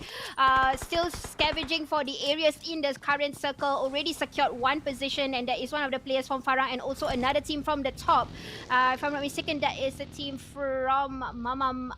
I'm not sure what Mamam is that, but it's another Mamam. It's Mamam Delta, guys. Sorry. Mamam Delta stopping Gasa from coming in. Jerome's vehicle is already been taken down, but not Jerome is still alive, giving information to his teammates coming in from the back. Insider taking another person from the distance. Mugen quietly coming from the back now. They are about to play. Yeah, Gasak right in front of them. They have to notice that. Otherwise, they will be the one wiped out. Contesting this high ground is just Mugen and Gasak. If they don't take out the sore thumb, they might just go down to the third party track here. So Farang Legends under fire as they occupy center circle, but it's on their left. That is who they should be worried about. They will try and allocate manpower to guard all angles, but it seems to be a feat that is almost impossible, as now at least 2 teams are firing in their way. Grenades been tossed on close to Virgil. Ooh. Virgil will get clapped a little bit, takes some sort of a damage, will get... Oh my god, not enough time to actually bring up the meds here, as it's raining hellfire, and Virgil will be taken out by Gasak. I would say Gasak's grenade has no mercy at all. But you know what? I think they're going to do a wipeout for Mugen. Gasak Hakim, last person to shoot. And we still got Esti, the fullest health. No, he's not the last person. Senpai's coming in. Is he going to be the Senpai for the team? Oh, no, not Senpai, but Superpai. The footballer, but not getting a free kick at all. So he's going to go back to the lobby. Still Mugen standing strong, even though they lost 1 man. They are still in the game. They're still in the game, but do they have the numbers to match up Farang, who is comfortably within this shed right now? Jerome positioned right down the hill. In case of an overcommitment from the side of Mugen, they can get punished. They know where Farang is. They saw the car crashing in. But I think Mamam Delta is the one who is within the shroud of cover, a shroud of smoke at this moment. Nobody knows where they are, so they will be the wild card as Farang and Mugen will go in head-to-head against each other. Nasoki will be occupying here. Oh, spots out. 1 member will be tagged. That is Mugen down with 1 more member, and will have to go in for the revive. They have 3 members alive, though, so this... if Farang would like to capitalize on the situation or not. Oh, Arizona gets taken out. Farang, this is go time for them. They can look to push up onto the high ground, and this is going to open for the side of Mamam Delta to make their way in. Nice, nice, nice. I'm really liking the angles, the awkward angles from every position of these teams that is still alive here. Although Mamam Delta, they are quite squishy together, but I'm not gonna fault them. Where are they gonna go? They have a beautiful deployment of smokes to cover their tracks from coming in, but they have an no man's land. So if they were to lie down, they gotta find a haystack ASAP in order for them to get the engagement. But you know what? Mugen is back up. Even though they got knocked after one another, but shots is being fired from the sides. Jerome is being seen, and he will be taken off. And you know what? Mugen's coming in for the push, leaving Cabo, the only person there to do a CQC battle here. Mugen's coming in, Vex is going down. Still already 2 men out for Farang. So now leaving Insider, the only person trying to toss all the troubles in. We are still waiting for Delta to participate. Yeah, it seems like Mugen just probably lost a member, I think, in that nade alone. Yeah. Nasty, the only man standing king of the hill right now. But that moment, that smoke deployment actually gave time for Mamam Delta to spread out open wide in this back coverage. So this entire circle is controlled by the side of Mamam Delta. And now suddenly the tables have turned. And it's Farang and Mugen who has to push up against Giants. Having lost all 3 members on each team, they're up against the entire squad of Mamam Delta. Yeah, but Nasty's right now eating a little bit of the blue. They can't do so. I mean, Nasty can only do a little bit of the healing right now. He is not getting into the circle. Definitely, the fight has to be between Insider and the entire gang of Mamam Delta, and we already know who's going to be the chicken dinner winners. It seems like it, unless Farang Insider can clutch this one out. He's under fire right now. Toss the nade, but of course, that will expose him and give his chicken dinner away. Goes to side of Mamam Delta. Yep, Mamam Delta getting the first winner chicken dinner of the day with 4 kills in hand. And again, still we see a little bit of this consistency over some of the teams that is playing from the previous round. Farang is still at the top 3 together with Mugen and Gasa. Remember Gasa was at number 4 earlier. Number 5, we've got Mamam Vincer. So the one that wins chicken is Delta. And then at number 6, we've got Tycoon M42. And number 7 is M42H2O. Number 8, Koalibaba. Number 9 is TGRSG. Number 10 is Flash Vision. Number 11, Seal SG. Number 12 is TGR Ghost. Number 13, Met Inc. Number 14 is El Catel. Number 15, Rosa Jahannam. Number 16, Nigma SG. Number 17, Wicked Dumplings. And last but not least is Banzai Reborn for number 18. Yeah, and once again, these top 2 teams, Farang and Mugen, with the amount of kills going on their way, leaving the rest of them walking away with 0 kills, at least from 16 onwards down. And I guess out of the previous top 3, only Seal suffered a bit. I don't think they have much kills secure in this map alone. But hey, it wasn't out of bad or lack of trying. They did try.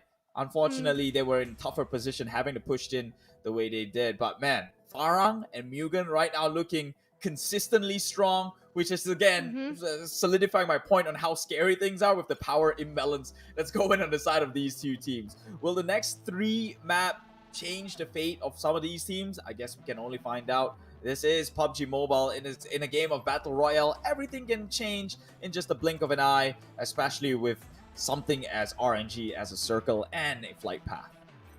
Yes, definitely. But we definitely see some tactics changing over some teams. That was definitely smart for Mamam Delta too. The entire squad was keeping quiet after the deployment of the smoke, so it was smart. You know, they waited, and because of that wait, it paid off. They managed to get a chicken dinner, a little bit of push in their scores. We didn't see them in the scoreboard of the top 9 earlier, but definitely after the second round, we might see them appearing in the top 9. Yeah. Well, I guess we'll find out if they will consistently stay in the top 3 position or not in the game number 3, which will happen later on in just about a bit. But for now, Sis Jenny and myself taking a quick breather here as we chill down our voices and get ready for match number 3. But for now, we'll see you in a bit.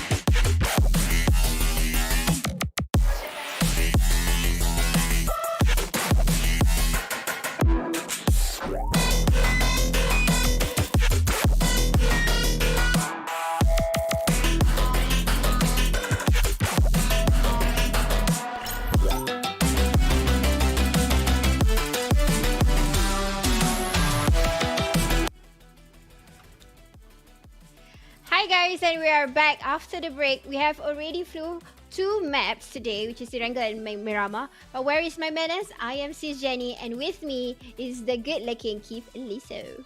Stop flattering me so much. You know I blush up on the live cam. Guys, you know, when we flatter, they say we don't flatter. When we want to flatter, they don't want. I don't know what they want. They're so confusing. But anyways, it's not about that. It's about Esports Championship. So you are watching Singapore Qualifiers today. So we have 5 matches. Top 2 teams from the 18 teams that is playing in the lobby ever since the first match and the second match will make it to the next round. And you know what? Without the sponsors, this will not be a smooth event. So we gotta say thank you to the main organizer, that is SGA, and our official hydration sponsor, which is 100 Plus, of course, supporting partner Prism, and a part of GE Festival and powered by Rizzo. So I want to do a little bit of telling you guys more information. So this is the first ever Esports Championship organized by Vietnam Sports Federation, and it's happening in the 2nd January to the 16th of January. And we are looking athletes to represent Singapore, because you know what, this is the Singapore edition. We are doing the qualifying round, and we have we are looking for Team Singapore in the esports platform from the 3rd to the 5th of December for Valorant, PUBG Mobile, and Wild Rift, and that is for male teams. So, Keith, I know you are from Malaysia, so do you want to be part of Singapore? Wait, sorry, what? Rephrase that question. I'm not sure if I'm understanding you right. Are you offering me a second citizenship in your safe haven? Because I will take it. Yes, I will. Oh, wow. Internet's much faster there. But you know, you gotta go through the short process or the long process. Which one do you want? Well, you'll walk me through the process later on, because the game is already. I believe we will be flying across Sanok in just about a bit. But for now, just a real quick recap on the leaderboard so far. Take it away. Wow, guys. So still a tight business here between the top 3 teams. Still at number 1 is Farang SG with a total points of 50, but not too far behind. Just 3 points away is actually Mugen bubbling under with 47. And still, although they got a little bit too soon, but they're still at number 3 holding that 28 points. And Gasa UF coming in. We keep on seeing Gasa appearing in the top 5 for over the 2 matches. They were at number 4 for Erangel, number 4 also in Mirama with 27. And then we've got number 5 M42H2O, number 6 Mamam Delta, who won the chicken dinner in Mirama, but they are over at number 6. They still have to catch up with the teams that is holding at least on the 40 and above points. Mamam Vinca with 12, El Cartel at number 8 with 11, and M42 Tycoon at number 9 with 9. Yeah, take a look at the disparity from 1st and 2nd all the way down to 3rd place. Like, one bad game, immediately Seal being put in the back foot here, as everything just goes away. Farang and Mugen 50 right now in the total points. Will Farang ever hit the 3-digit number by today itself, or will they not? I think that's an interesting conversation to have within you and I, Sis Jenny, because if you could get 50 points in just 2 games, it seems like very well possible. If they can keep this one up, they might just hit 3-digit. But here's the wild card though. The next match is going to be Sanok, and we know out of all the 3 maps that are available for competitive play, Sanok is probably the most heavily RNG map out there, having, you know, it being super difficult to rotate in a place like Sanok, where choke points galore, and like you might either have to go through choke points and bridges, or make the gamble and actually swim across rivers, which then leaving you exposed. So it's the kind of game where a lot of teams just revert to, hey, let's just have a doctor and heal within the blue zone. So can Farang come out on top on this match? I guess that's what I'm very, very interested to find out. Yep, I'm also curious because after, you know, seeing them practicing over the scrims, over in Sanhok, we did see something similar to all the other big tournaments in other countries where we have doctors on board. It's going to be a lot of healing meta. I doubt there will be teams that will go around and kill, kill spree. They will more in a passive gameplay. Plus, there's 18 teams in the lobby. That's quite a lot for such a small map like Sandhawk. So a lot of teams will be collecting first aids and all the other boosters that's inside the map. But I don't think it's going to be a smooth sailing for these teams to go and collect and just play healing, because they will have to stumble upon one another while going through the rotation. Yeah, and it's going to be very interesting. Now, one thing about also Sanhok, I guess, the one thing I like to see, at least we've seen during PMPL, is the shotgun, the double barrel shotgun where people just seem to love picking up in these close quarters combat. Hopefully we get some of those actions today, because hey, if you're going to go down and go out in style, right? So Sanhok is the place to be in. And yeah, we're just waiting for flights to take off here, expect some delays. Bad weather is happening. I think in Malaysia, it's been raining for the past 2 days. I don't know if it's been raining in Singapore, seeing as though you're just neighboring countries after all. But yeah, we'll be departing onto Sanhok in just about a bit. And in fact, we're going off right now. Yay! Sandhawk, where we've got 3 islands made into 1 peninsula in a little archipelago. Wow. But yes, we got the big land of Bootcamp Paradise, and then we've got Camelfar, we've got the land of Ruins. So flight route seems, again, very friendly as compared to the very first Erangel, which is so scary. But this time we are seeing it flying over from Camp Bravo all the way to Nakam, and it's pretty much going to be an even spread for all these teams to go anywhere they want to. I don't know which team will have their first few fights, but I'm seeing one team directively, which is Rosa versus Seal over the south side of the current map. We are seeing them dropping into the areas of cave and docks, the places where if there's a lot of teams, the loots might be troubling for them. But hopefully it's going to be a better gameplay for Qualibaba and Banzai, because they had quite a rough start, getting a little bit too soon. So hopefully this time it will be a change of plans for them. You know what I noticed, at least for the past few games that passed, and including this one, it seems like Farang, they just know where circles are going to end up once again, finding themselves smack dab in the center here over in Camp Alpha's area, or at least their little archipelago, whatever you like to call it, fancy term for an island. Well, they will be occupying the inside, leaving all the other team on the outskirts, especially Seal, who has to travel the furthest distance to make a rotation in. And that's going to be a problem, because we've seen one bad game has put a stop towards Seal's lead, or at least advancement towards competing for the top 2 spots. And now Farang, again, within the center circle, and like you mentioned, there's only slots for 2 teams to move on forward. Yep, but you know what, Keith? I did see a kill feed that you wanted to see earlier. It was a DBS taken. One of the members down from Mamam Vincer, TGR Ghost, managed to get Diana back to the lobby with the DBS. So we kind of missed that action. There you go. The Lemon G was the one who get that secured kill with a DBS, but that was the only action that we see for the shotgun. Well, and it's gonna get a little bit slower, I guess, in a game like Sandhawk. Everyone's just about to accumulate as much meds as they could.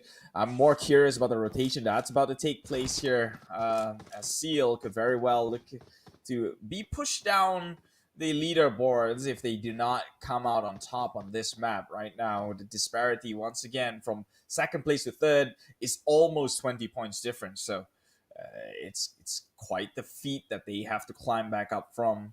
And it sucks to go down that far, especially when you were in the top 3 position earlier on today. So consistency is going to be quite an issue in a map like Sandhawk, where everything's unpredictable. And now I would like to see how they rotate their way in. But seems like Circle is going to be where most of the teams are at. If you could see earlier, the map shown majority of the teams, I would say at least about 70% is in the current Circle. There's Smetting in the Cam Alpha.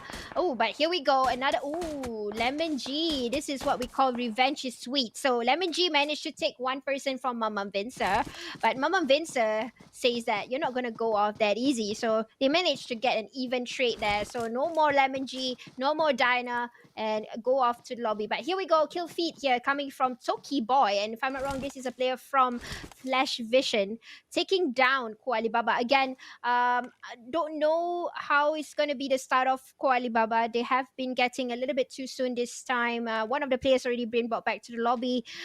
Toki Boy is just fishing out Kualibaba to come out. We've got Zeneku, we've got Orechi and Fast. Oh, sorry, not Fast, but Me Grim. Sorry, Me Grim that is still alive here, running around the areas of. If I'm not wrong, this is an area near Tambang.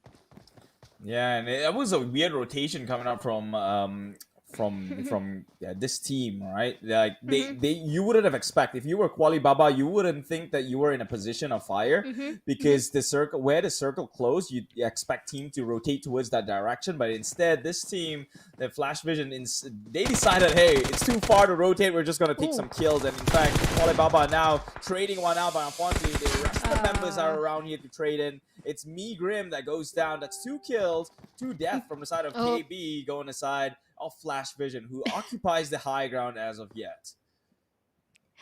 Yep, a little bit of bloopers, but it's not about that. It's about Toki Boy, who's currently locking down Kuali Baba. Again, I really agree with what Keith said. They are doing a weird gatekeep in a very early circle. 4 minutes in the game, says though, as they already knew there is a team that's going to come down here, or they saw while coming down. And Orichi has nowhere to go, not getting covers, literally not letting Kuali Baba out, and they can't stay here for that long, because you know what, they can stay as long as they want. Nobody is around them, so they are really cornering down Kuali Baba. But here we are looking to Rosa versus going down straight Alcatel Syrup with such low HP and not even getting assistance from his teammates.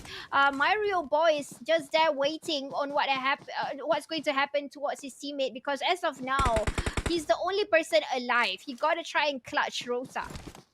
Yeah, it's a bit of a off situation you'd want to be on here. They're just holding this little compound, and it feels a bit impossible to hold this for long, right? It's now they're pushing in towards the low ground, maybe. And if they don't, well, it's actually just 2 members from coming out from Rosak. They could look to fight, but you are playing up against high ground, and all you have is this rock. It seems like Rosak, Mr. Tay, might be cooking up a nade as well, just to make sure. Yep, it did not hit at the very least. Toss one on forward. It has been cooked, but still, I don't think it's going to clip onto anyone just yet. But if Alcatel will have to find a instance to push on forward, because they can't hide behind rocks forever, especially with the circle being that close towards their end. Oh, he tries to push on forward. Mr. Tay gets traded down, and now his member Saber will try and clutch it, but unfortunately, Alcatel came in clutch and actually take one to avenge his ally. It was definitely a surprise for Alcatel, similarly to Rosa. They were on even Steven before this 2v2 situation, but we did see a team using the waters to cross over onto the other side. I think that's Mamam Delta coming in from the north. Again, I don't know. I mean, like, I probably would say people would go for the waters. They want to go from one point to another point. But for them to use that kind of route in, it's pretty much risky, because it's quite short of that distance and it's very near to the shore lines, unless they are in the waters. So probably they are in the waters, and they have their strategy in order for them to get ahead of teams that is probably cornering over on the island of Alpha, because we did see the circle closing into just one portion of the island of Sandhawk, which is over in Alpha, where teams are pretty much okay with the rotation. But we're seeing a little bit of CQC here. Po Heng is in confrontation with Xiao, and he's right in front. He's not getting the shots in, although Xiao is in the open. He is in the open right now. But there is backup coming up from the top of the hill. Not getting the shots in, but a little bit more of the HP, and he will get a knock. And but that shot assisting from the top hit on point to Po Heng. Now I'm questioning, where is the rest of TGRSG? Actually, I think that was a misplay by him. He just lost the 1v1 battle. Like, Po Heng was well within the shed, and the other member of Banzai Esports were on top of the hill, which you cannot really shoot down because he has roof for cover. He just lost that 1v1 fair and square. So that's I guess the blunder from his side, maybe, or was there another cover coming in from the left hand side, if I'm not mistaken? So Banzai Esports will win that trade. Will get the push on forward. Adek is a bit far off though, coming in with the Mm-hmm. flank side, I think. Meanwhile, Flash Vision now gatekeeping onto Seal. This team, they seem to know what they want to do in Sanhok, and that is not to survive, but rake in as many kills as they can. They have the oddest rotation that's going on right now. Mm, funny rotations, but you know what? Because of that rotation, they got themselves 3 kills for Flash Vision at least for this rotation. But I'm trying to start to see on how Gasa is going to come out from the waters, because we know that waters, the houses that is shaped like an L, it's pretty much usually being watched at. And when you come up from the shore, you don't even have a vantage point. It's totally flatland. So I don't know. Something tells me there might be a gunfight right there and then, because there's quite a bit of teams. And you know what? The top of Chem Alpha is being taken by a team already, so they have the vantage point to look out for the teams that is fighting down under Chem Alpha's hills. But at this point of time, Ade probably has to make a right call this time. He don't have good loots, I would say. He only has 10 bandages, 1 first aid, level 1 helmet, and he's trying to do the confrontation towards Banzai. He needs to get the assistance definitely from the rest of his teammates to come in quick to cordon off this team, lock them down, not letting them in. The controls on the side of TGR, though, they are spread out open, and it is Banzai Esports who's well within the spray zone here, as they already have Adek positioned on the flank side, 2 people on the front. It may get sour for the side of Banzai. They might just get 1 kill earlier on today, but this could be sour if they try to push the issue here, not knowing that they have firepower coming on from an off angle. So, shows his head. That would be Hafiz. Gets knocked out on his knees. That's going to even things out. 3v3 now in this skirmish. Can they look to push? Hadi moves on forward, pressures the issue, pushes the issue. It takes 1 member down. It has been confirmed. Adek, he does see them from the back end, but it's Nafi that gets 1 more down. Adek now coming in from the far end, spraying them from the backside here, not giving them any chance to find safety or cover here, as now Hadi Banks comes in and wipes them out. And like I mentioned, the control goes to the side of TGR, and this war has been won heavily by them. And leaving Smokes, the only person alive in the hut, and he will get hunted down definitely if they know of the position of the players, and knowing that probably if they were to look into the kill feed, they know that probably there's 1 more person that's still alive, and they have to find this person. And you know what? It's also Sandhawk, they gotta be careful with the timing if they want to wait outside that long. Yes, it's only the second circle, but here we go. The contention, the confrontation by the Gasa and people that just came out from the swim.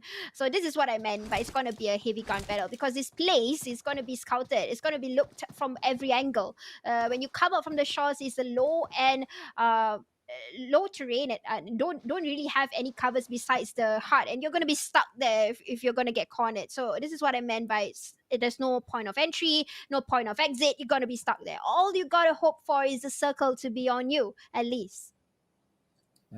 Yeah, that's why some teams just resort into healing well within the blue zone, I guess. So far, Mugen doesn't seem like the kind of team who would play that sort of play style, but right now, it seems like they are playing a little bit passive. I don't blame them. They do have, they are well within circle, don't really need to force the issue, but if I'm not mistaken, they're split up right now with an odd 2-2 here, actually guarding the transit point between Bootcamp and Alpha Islands here. So Farang, meanwhile, on the other hand, has got themselves a cozy corner in this compound over in Hatin.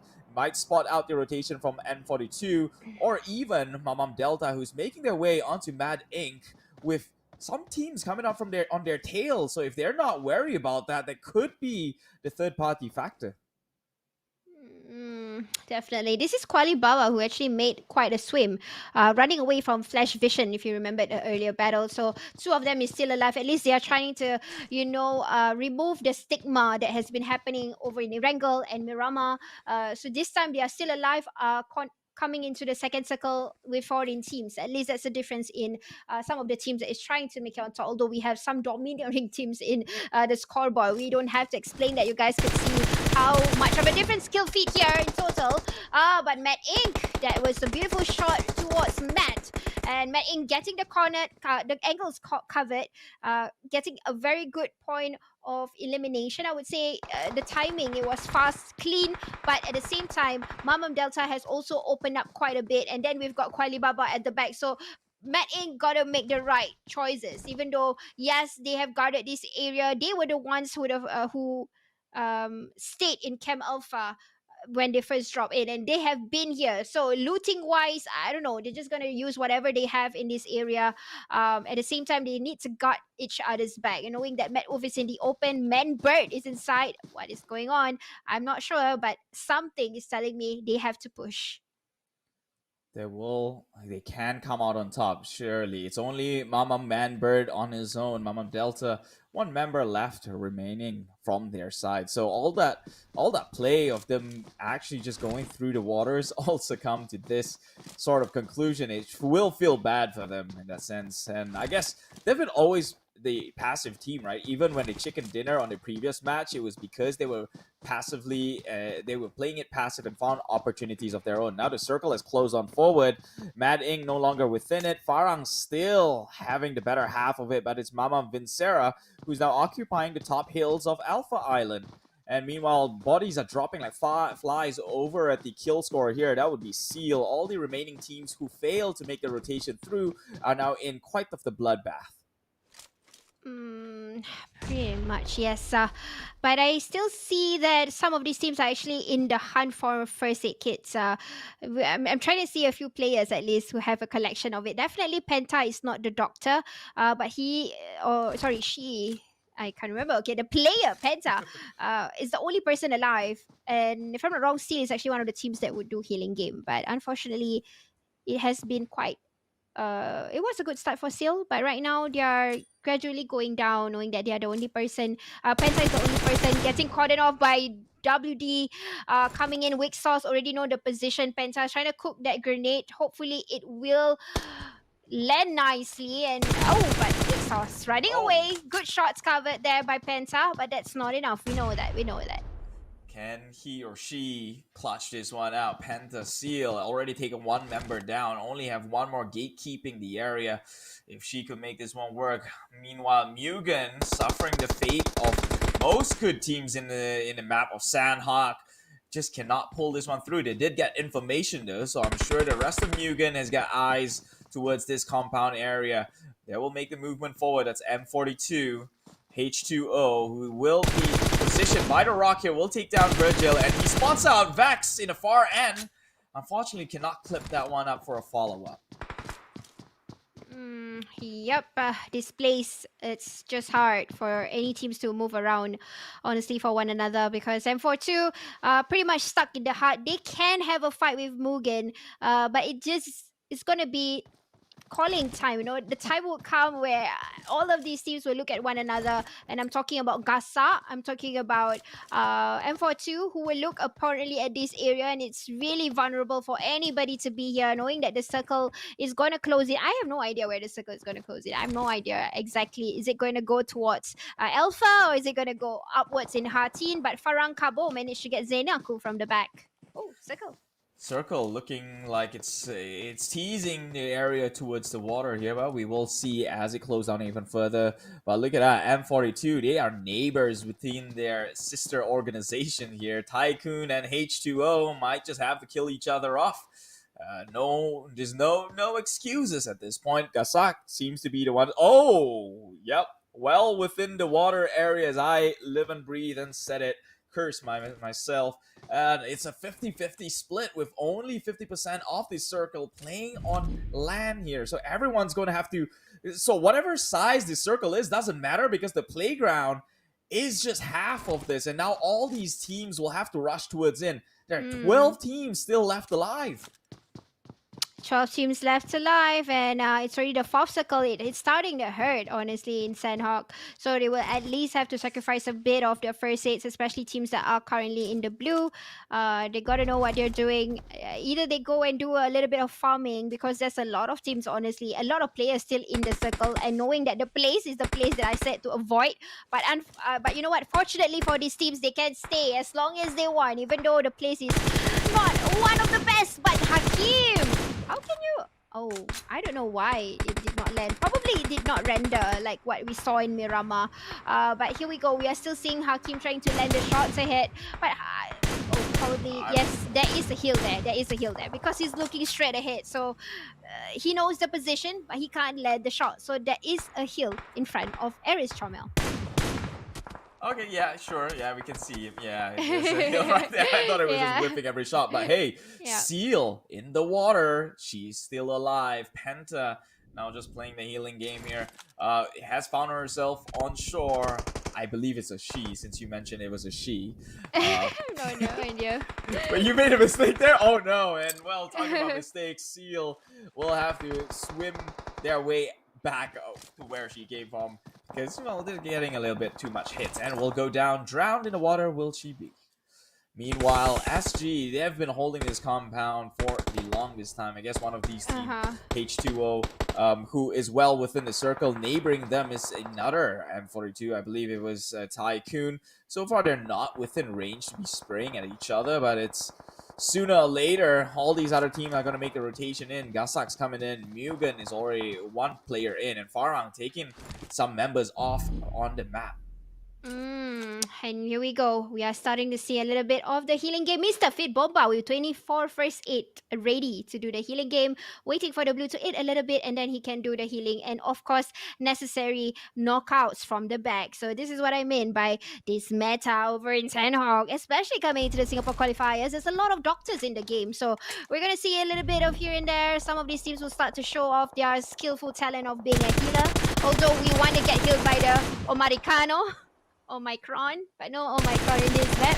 Here we go. We're still seeing Gasa trying to eliminate players that is coming down, and this is TGRSG who had a fight earlier. Now they are trying to get into the circle, and we know it's no possibility of them doing that. It's just an open field. They gotta deploy a heck load of smokes in order for them to get their steps covered. But now we can see a few teams coming into the circle. Look at Wicked Dumpling though. Oh He's in like no man's land right now. Wolfie just playing it as slow as he could. Now, you mentioned about the healing meta. I noticed some of these teams don't actually have a medic upon their end. That does not include TGR, because he's got 26 on Haiti Banks, who will now begin his healing journey. His journey of healing, and well, cleanse his sins towards the afterlife. But a team like Gasak, I don't think I've seen a member who was lugging around that sort of quantity of meds to be able to play this healing game. So what's in it for them? But here we go. One by one goes down the drain. And this is not looking good for Farang. Probably it might be a bad booms. Bada booms just went down. Jerome being spotted. Now Insider only with 14 first hits. That's not sufficient for them to sustain at least to the top 3. Here we go. But we are seeing a lot of teams getting eliminated. Vax just eliminated the entire Flash Vision. So no more Flash Vision. 9 more teams alive. Cabo's doing his last boosty shot. But Tycoon is guarding the grounds. That's a little bit too early. But Chico managed to spot Cabo. No chance for Farang to come in. Insider is stuck there with only 14 first hits. All they can hope for is for M42 Tycoon to feed their attention onto other teams, since they already got the perimeters covered. And circle's gonna only get smaller and smaller. And they have to remember that initially there weren't too many grounds to play with, but now that it's closed in towards this compound, H2O seeming like the stronger position, the most likely claim that winner chicken dinner here, as all they have to do is guard and gatekeep all the rest of the teams from making their way in. Sure, Mugen, I believe, is the one who's found their way on the inside. That is Vax on his own. He will be a one-man army though, so it's not too much of a problem to take out, but H2O will have to be careful of all these other teams who's making advancement. Vax gets another not bad for a team like Mugen, who's had like the rougher start in this tournament alone. I mean, not this tournament, in this map alone. They've been killing it in map number 1 and 2. Well, well, well. Now here we go. We are seeing M42 versus M42. They have seen each other. Hello, finally, you guys are neighbors, not just being in the in the name list, but you know it is in alphabetical order. But this time they are right smack beside one another. So this is the fight where they are going to fight. So I'm just waiting for that to happen because since M42 H2O is comfortably in the heart, knowing that the circle is on them, Tycoon trying to come in. Nobody is a healer in Tycoon, by the way, so they have to come in whether they like it or not. No deployment of smokes. They have rocks along the way, so that's a good cover. Okay, but you know what? H2O, you gotta get out. You gotta start flushing them quickly. Yeah, it's a tough thing to do. You're trying to push in someone who's got safeguarded compounds. They're just sticking guns out as sentries and shooting you down in a process. So H2O, they'll be comfortably holding that part of the circle. Meanwhile, Mugen, again, imagine if he finishes at top 2 with 9 kills. This may very well propel him and propel his team all the way up to the number 1 spot here, as we know that the differences between first and second is very minute. And Mugen, 9 kills still, despite losing that 2 members early. And Vax just pulling the weight for his allies here. TGR, Hardy, Banks, down to 3 meds. It's going to be a slow burner. And Mugen can just look to play snake in the grass until either one of these teams just go down. So Vax will have no issue but crawl his way forward. It is a 1v4 essentially here. Can he clutch this one off? Again, he is a snake in the grass, and you know what they say? The most lethal ones are the ones that you don't know are coming. We'll cook up a nade, toss one forward. Does it clip though? He has idea. Oh, out the head. We'll try and shoot one up, but unfortunately taken down. H2O will claim the winner chicken dinner, but man, Mugen, 9 kills and a second place finish. This is consistency across the board. Pretty much consistency indeed. Finally, they are clutching into the top 3. Yes, they have been bubbling under top 5, but this time we are seeing a few kills made by them, 7. And number 2, Mugen still comfortably in the top 3 with a lot of kills also. They had a shaky start, but that was a very, I would say it's not an easy battle. They had to survive. They had to open up. They lost men along the way, but lucky for them that the zone went to them straight and they managed to just, brave through it and getting a very good spot. I would say the place that they were in, it was pretty much flexible for them to hide and then farm and then hide and then farm as compared to all these other teams that were trying to come into the circle. But at number 3, we've got TGR SG. Yeah, and Farang Legends, unfortunately, they still hold number 4, but not many kills, and that's going to hurt them in terms of the scores accumulated here. Number 5, we have Tycoon, another M42 team here, subsidiary. Gasak coming in 6, Wicked Dumplings coming in 7, Mad Inc. at 8th. Mamam coming in at 9, Flash Vision 10, Seal 11. Again, this is going to hurt them a lot in terms of their placing. KB coming in at 12, another Mamam coming in at 13, and El Cartel 14, Banzai Esports in 15, TGR 16, Enigma coming in 17, with this last team, of course, bowing out with at least 2 kills on number 18. So I think the eyes are up there for at least a Mugen and Farang in terms of, and the 3rd spot, which will be Seal here, because today it's a 1-day run, and all 3 games Mugen seemed to come out consistently in the top 3 position. I think at that point, hands down, Mugen is now at number 1 spot. However, Farang still has the chance to claim their number 1 spot with this next 2 map of the day. Who can Seal or any other teams below them inch that gap closer and actually take on the top 2 spot to qualify for the next event? I guess we'll all find out in the next match, which is, how many matches do we have left for the day? 2 more, right? We are gonna fly over to Mirama next, and then last but not least is Erangel. So a lot of things that can happen between all these teams, especially the top 2, I would say, because their points are very close now to one another. But like what Keith mentioned, I think as of now, Mugen would take back that spot at number 1, stealing it away from Farang, maybe for a moment or maybe forever. We don't know. It really depends. So with that said, you guys stay tuned. And those of you who are watching us, remember to give us a follow, like, and share whatever platforms you're looking for from. Okay, so we're gonna take a quick break. We'll fly to you in Miramar after that.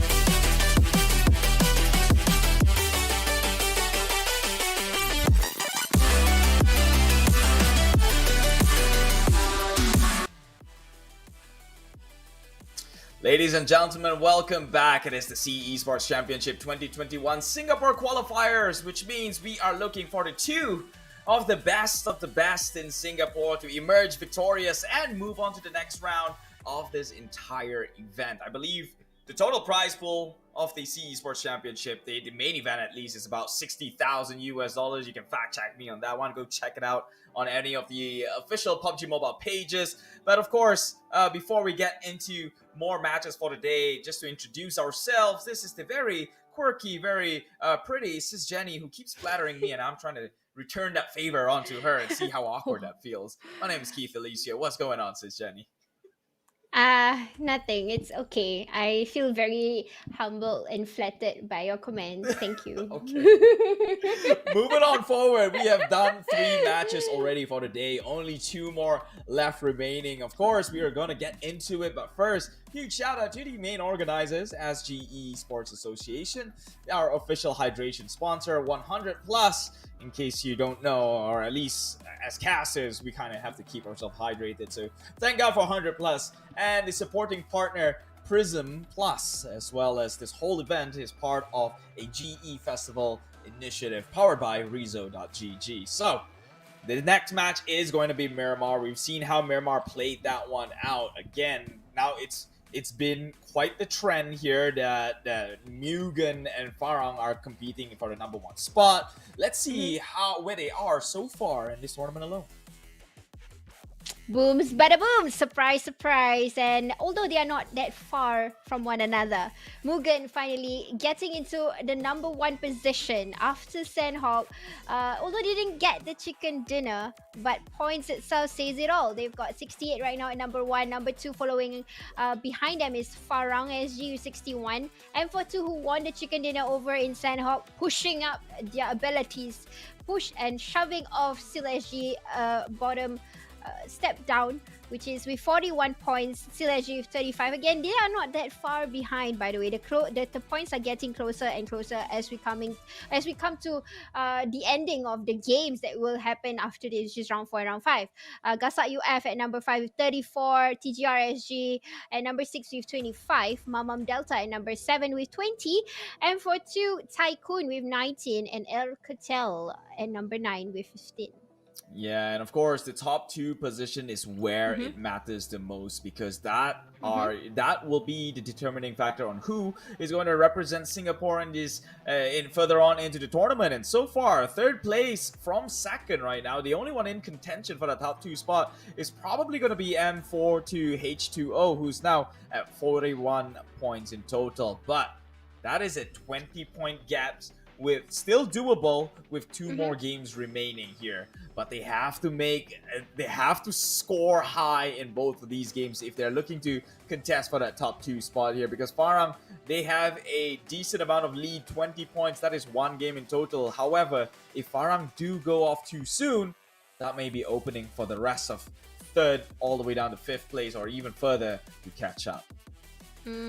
Pretty much, definitely. Also, vice versa goes to Mugen. So either of these teams, I don't want to be in their position at all. It's the hot seat. It's like we are always competitively running in an open field. It's like between either one would cross the line first. So it's very Yeah. in a way under pressure. But then again, the players are pretty much professional in their own way. They have their way to get back, to reset the mentality, come back and try to win the top two at least. Because if I'm not mistaken, there's no difference in getting number one or number two, but the main important point here is for the teams to get into the top two, like what Keith mentioned, to move on and meet other teams from other countries. Yeah, and I guess one thing Farhan can hold dear to heart, or I say an advantage, I guess, towards all the other teams is that so far their prediction towards Circle has been 100% accuracy. So will that 100% streak and maintains as status quo? We'll find out in this next game. This is match number 4,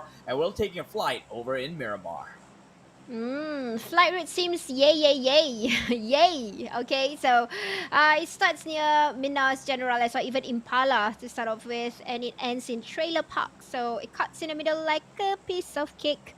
But again, it really depends on where the circle will go, because before this, we did see circle went all the way up north and closing into the center near where water treatment was initially. But this time, I'm not sure. Something is telling me the circle might be scamming the place. It might not be an easy circle. They have to do hard shifts from down under to up north, or even up north to down under. So I don't know. I guess we can only hope for wherever Farang drops to, because so far they've been accurate about it. Previously, Mm-hmm. I think they flew all the way to Cruise the Veil, and it shifted up forward. But we'll see how things go here. We know Hacienda de Patron is a hot spot based on the previous Miramar match. We've seen at least 2 teams going down in the early, in that single location alone. Meanwhile, as you can see, the spread is pretty much even at this point. But taking a look at the northeastern side, it looks pretty dense as we speak. Circle. Yep, like what you said, this time it's showing a little bit. At least for now, we know that Farang did not get the circle. So I would like to answer that question. Nope, they did not get. But you know who got the circle? Mugen and the rest of the teams that is currently in the current circle. But the reason why we are saying either Mugen or Farang, because you could see the leaderboards yourself. They are the ones with the tied points together, and we only need 2 teams to come out from this match. So that's the reason why we have been saying these 2 teams, because the points are pretty much different. As of now, the difference is 7. So Mugen with 68 and Farang with 61. Well, to be fair, Farang wasn't out of the circle. They were still well within A it. portion. So Yeah. A bit. I'd bring that 100% down to 99.8, I guess. But we're still Wow, touching okay. one member on the inside. But hey, who's going to blame them for that? And who's going to blame Dyna for getting knocked out here, as Nigma already getting early pickoffs? Immediately, the aggression has been pushed on forward, recognizing that it is early within the game. There is no way they have a lot of loots to play around with. And in fact, at that this early, you probably won't want to go for the revive, as you might as well just flee out of here, out of sight, out of might, as Power tries to go in for the drop shot. That spot him on out, secures that kill, playing well within the window, and will trade his own life, but Nipping cannot seal the deal before he's the one who gets taken out. Nigma showing a little bit of the firepower this time, eliminating 2 Mabam Vincer. But around the corners of this area, if I'm wrong, this is Al-Azhar. We have Met Ing somewhere around that area also. I might be wrong with those plays. It might be Al-Azhar, it might be a different place. So I really can't tell, but something's telling me it is Al-Azhar. It is Al-Azhar! Yay! Kudos, sis Jenny. But here we go. We do see a little bit of contention here with some of these teams that surround Picado, around Monte Noivo.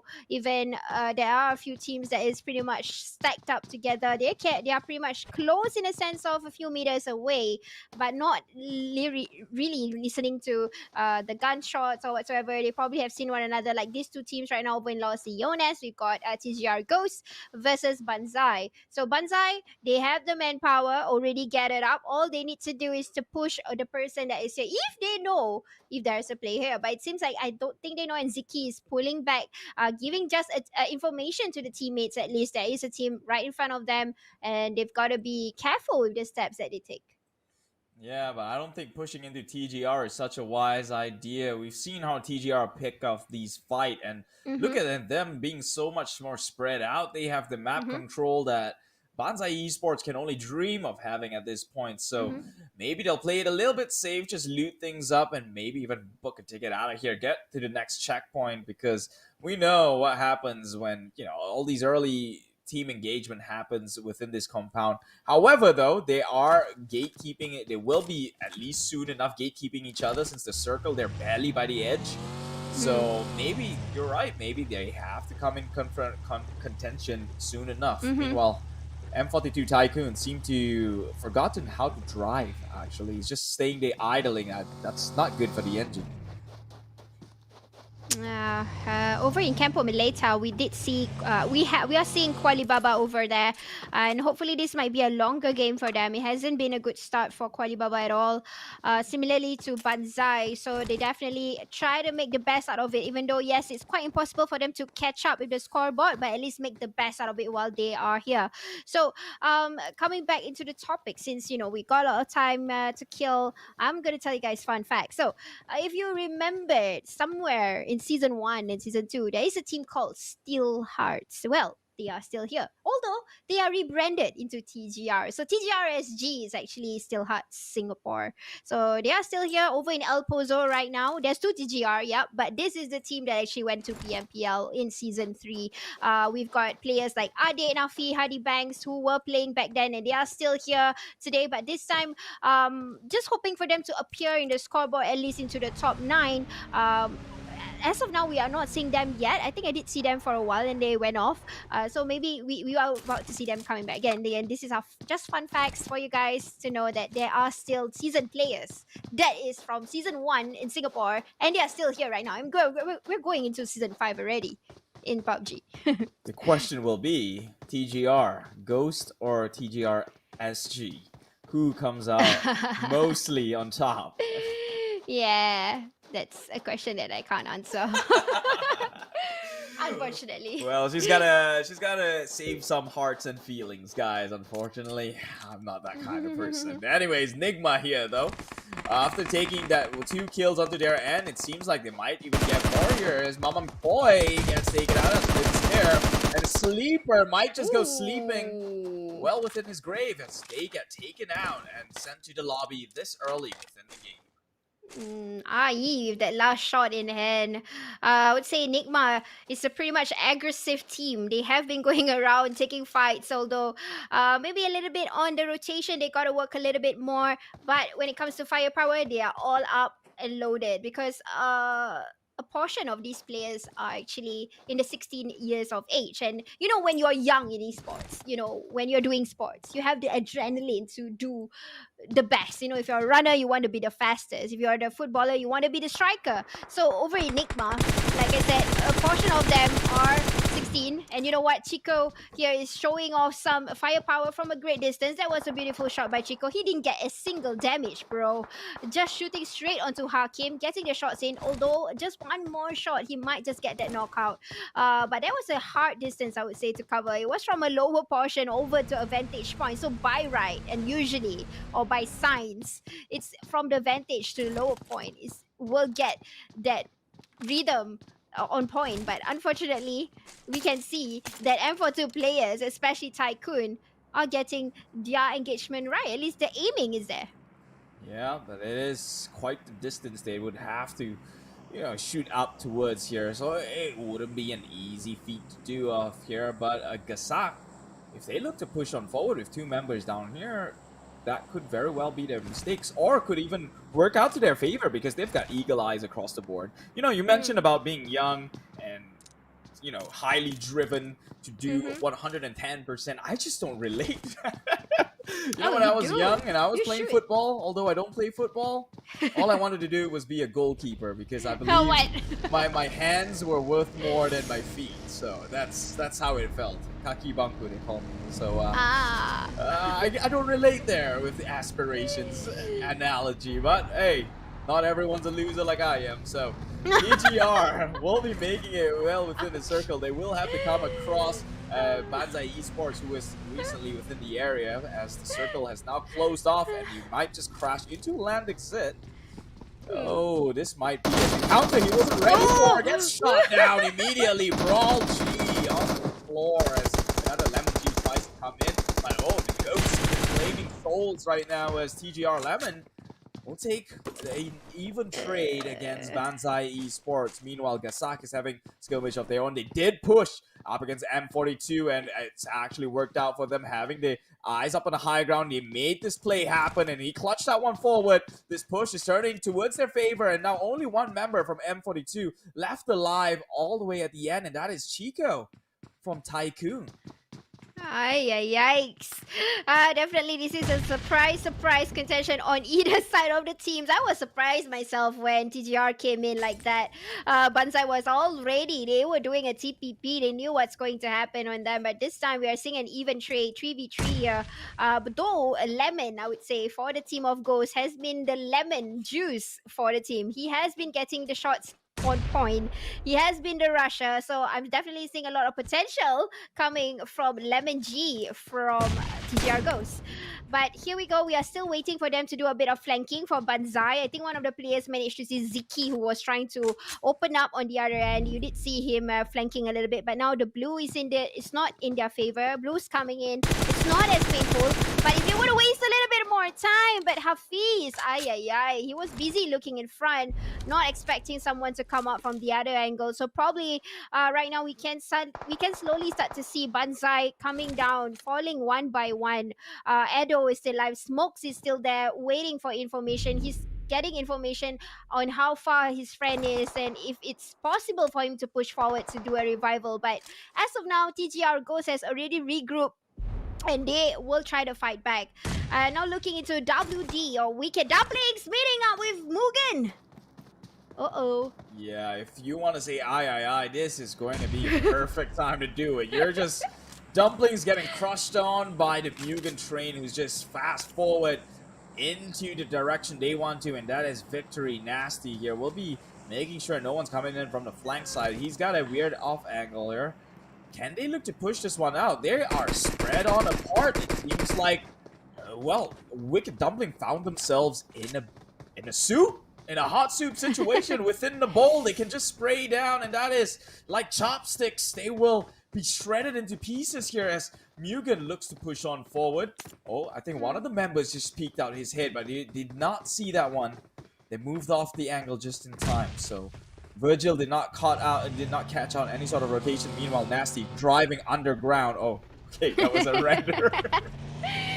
Nasty driving on forward. Virgil gets taken out. Oh, so these Dumplings do pack some sort of punch in them, and now being shot at is Mayhem, who tries to toss up the nade. Will have to cancel the animation as he falls down onto the lower part of the ground. We'll get the heal up in time at the very least. Can they get Virgil up though? The nade has been cooked, tossed on forward. The trajectory is right, the distance not so much here, but they will try again. Virgil now on his feet.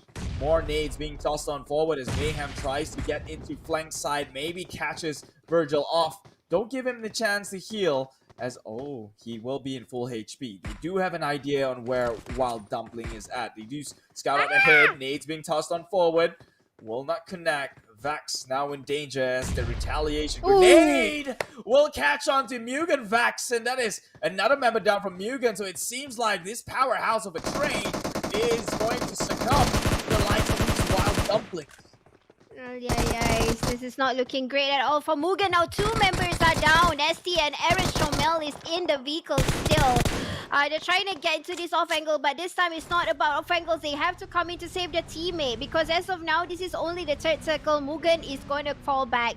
They know they don't want to be having too soon. They know that it's everything is on stake here. If they were to move in that, if they were not to come out from the fight, they have to do what it takes for them to get that position still at the top two. But I don't know. Nasty is not calling it off. So he's still here just getting information. And right now he's probably saying that, you know what, we got to move off.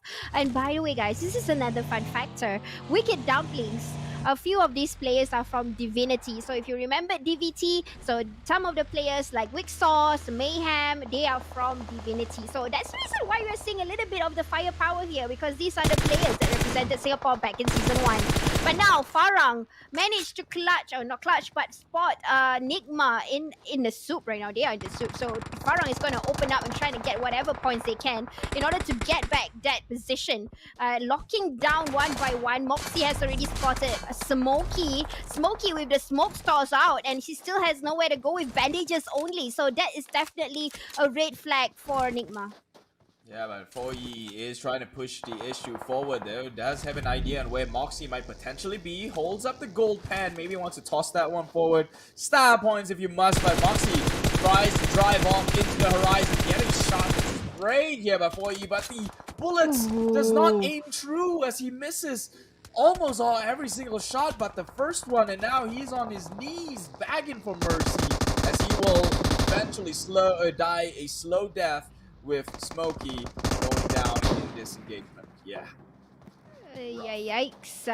That already one man down for Cabo. They've got to make it to the circle ASAP, similarly to Wicked Dumplings. Everybody knows it's the third circle. If they don't get themselves at least near the perimeters, it's going to be hurt for them. Right after this, because fourth circle usually bites the dust. And now I think Zenny is trying to spot people from the distance, but it's just way too far. Even though if the 8 times, it's not even rendering on our screen. So what makes even the players couldn't see it. But right now, I think they don't have vehicles. That's the reason why they are somehow at the back here, getting whatever loots from whatever leftovers that is being left by teams that just fought earlier.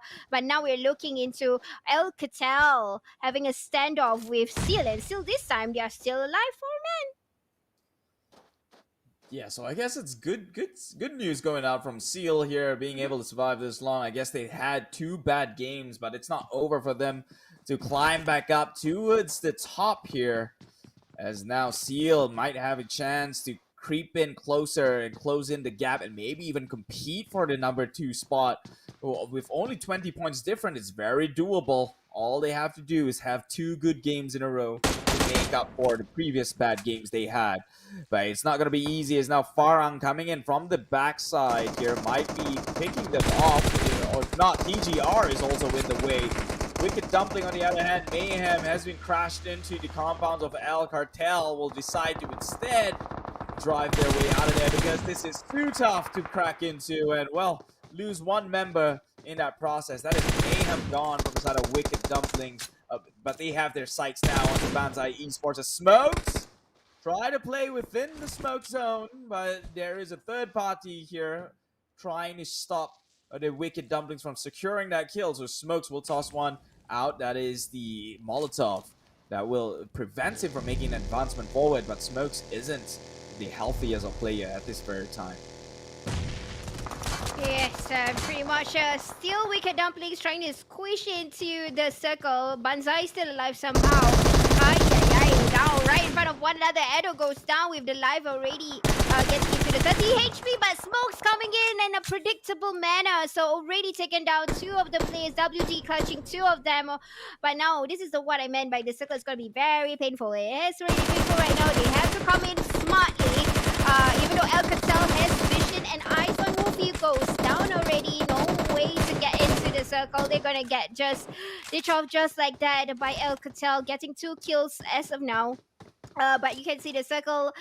Wow, the circle is tough this time, and we can see that Mugen is covering a big angle over at the vantage point. They are still wanting to get and farm on kills, knowing there's a few teams that is still that back there going to fight them off. You know what's going to happen. There's Qualibaba, 4 men still alive. Matt Ing coming in, 4 men still alive. Mugen is just right there. Different angles are being covered. But WD, even though one more person is alive over on the same side of where I just said, he is still gonna disturb the peace and serenity of the teams that is currently on the vantage point of Monteno Evo's hill. I guess one thing you could say about Mugen is that even in Sanhok, they were down 2 players early, but they still managed to clutch things out. But that was Vax pulling a lot of the weight, but now Vax joins the dying side of this equation. So can these 2 players make a name for themselves and in fact turn the tides around like what Vax did in the previous game? Yeah, they do have Nasty, they do have the high ground advantage here, but they're outnumbered and outgunned, and it all goes down to the finer details. Meanwhile, Al Cartel will have to make a push on forward towards circle side. Seal would be in their way, gatekeeping their sort of advancement. So although this little compound served them well, they will have to leave it very much soon enough. Yep, and now we're just seeing Alcatel coming in, disturbing the peace of Seal. But just a second late, but still getting the shot on point. But the last bullet just vanished, just somehow protrude into Alcatel. That was somehow a breather for Alcatel to stop Seal from coming in, because they are on a spree right now. If you can see, they are being down 1 man by 1 man, even though they have just 3 kills. They are doing it right, at least on the equation, for them to come in. Right now, at least Alcatel has a little bit of a breather to come into the circle. Mugen is coming in also. Again, they don't have any contention along the way, but Matt Ing having a fight with Qualibaba right now on the hillside of from wrong power grid. There is 2 teams that's fighting one another. Mamam is just looking for information. There's only 1 player over in Farang with only 1 person alive for Farang. So unfortunately for that, he has to do a passive gameplay. We know that. But as of now, we're just waiting for something to happen. But there is a fight with Matt Inc. Observer, do your magic. Well, there's a fight in Mad Ink. There's a fight in the center as well. As Seal makes the immediate rotation towards center side of the circle, recognizing that Al Cartel made their way there right by them. And Qualibaba taking out Mad Ink, who were at the hillside, so that contention is happening as we speak here. The rotation in, they will find another way down from the foot of the hill instead. And Mad Ink, member is shredded one after another, leaving Unicorn left. And he's the rarest species of them all. If he goes down, that's extinction for Mad Ink. Yep, only 1 person alive. He's barely in the circle. Either he gets into the circle, takes precedence of the circle, or to get the revival, at least 2 men is better than 1. Although there are a few teams that is going to come in from the bottom and the top. Rim is already on the way to come in, but is he going to have that enough time to come in? Just a little bit of HP left. With El Patel right in front, Mario Boys already know Raim did not have a chance to breathe at all. He just got sliced in right after coming in, parking into the garage of Mirama. But here we go. Nasty on the top, doing his duties with that vantage point. Even though 2 men is alive, they are getting the hits on point with 1 confirmed kill this time. But you know what? Angles gotta be covered. They have the vantage point, but they just need to know where to rotate after this and try not to get into an accident. Yeah, this is classic Mugen though. 2 teams left remaining and still doing so much work. Surviving thus this long into the game, trying to secure some sort of position points. And remember, it's just Farah and Mugen left to contest for that number 1 spot so far, holding it onto the side of Mugen, and the number advantage goes to Mugen. But we'll see if the next circle closes towards their high ground, or they might have to make a steep drop down towards, well, danger zone. Meanwhile, he's got eyes onto Aspeaker as M42H2O gets shot at, but not dead just yet. Meanwhile, I think Farang, did they bow out? I got a feeling they did. Oh wait, there is still Moxie, but he's not in the circle. So it's still quite a safe distance for him to come in, but we can see there is Delta right there. Ziki is also at the edge. So they gotta do a flushing before either of these teams were to come in. Ziki with only 3 first aids. I'm not sure what his plans is, but as of now, the fight is only gonna get tougher and tougher. We are seeing M42 pushing it. They still have a chance, either top 3 by the way, or top 2. With the points coming in very close, but Trixie did not come in nicely, so we still have 3 more players. That's Raul Falcon, just as I said, but not enough. So Ares with that beautiful angle, again, like I said, Mugen with being very strong, utilizing the place correctly. Even though they have 2 men, they are just farming the kills, getting their points higher and higher, even though don't have the man advantage. I would hardly call that farming, because it seems like H2O tried to push an impossible high ground and actually fed their entire roster towards the side of Mugen.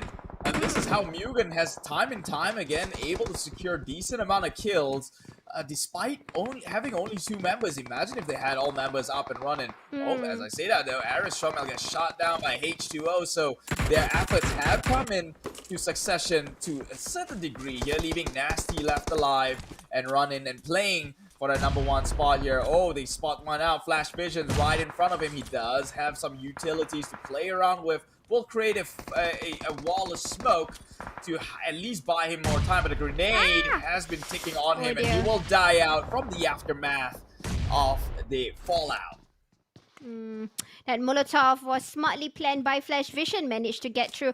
Mugen is no longer in the equation, similarly to Farang. So right now, a chicken dinner is open up. Oh, that's so open and predictable. Requiem with good game sense, just picking out and saying, bonus kill for me. And he goes for it.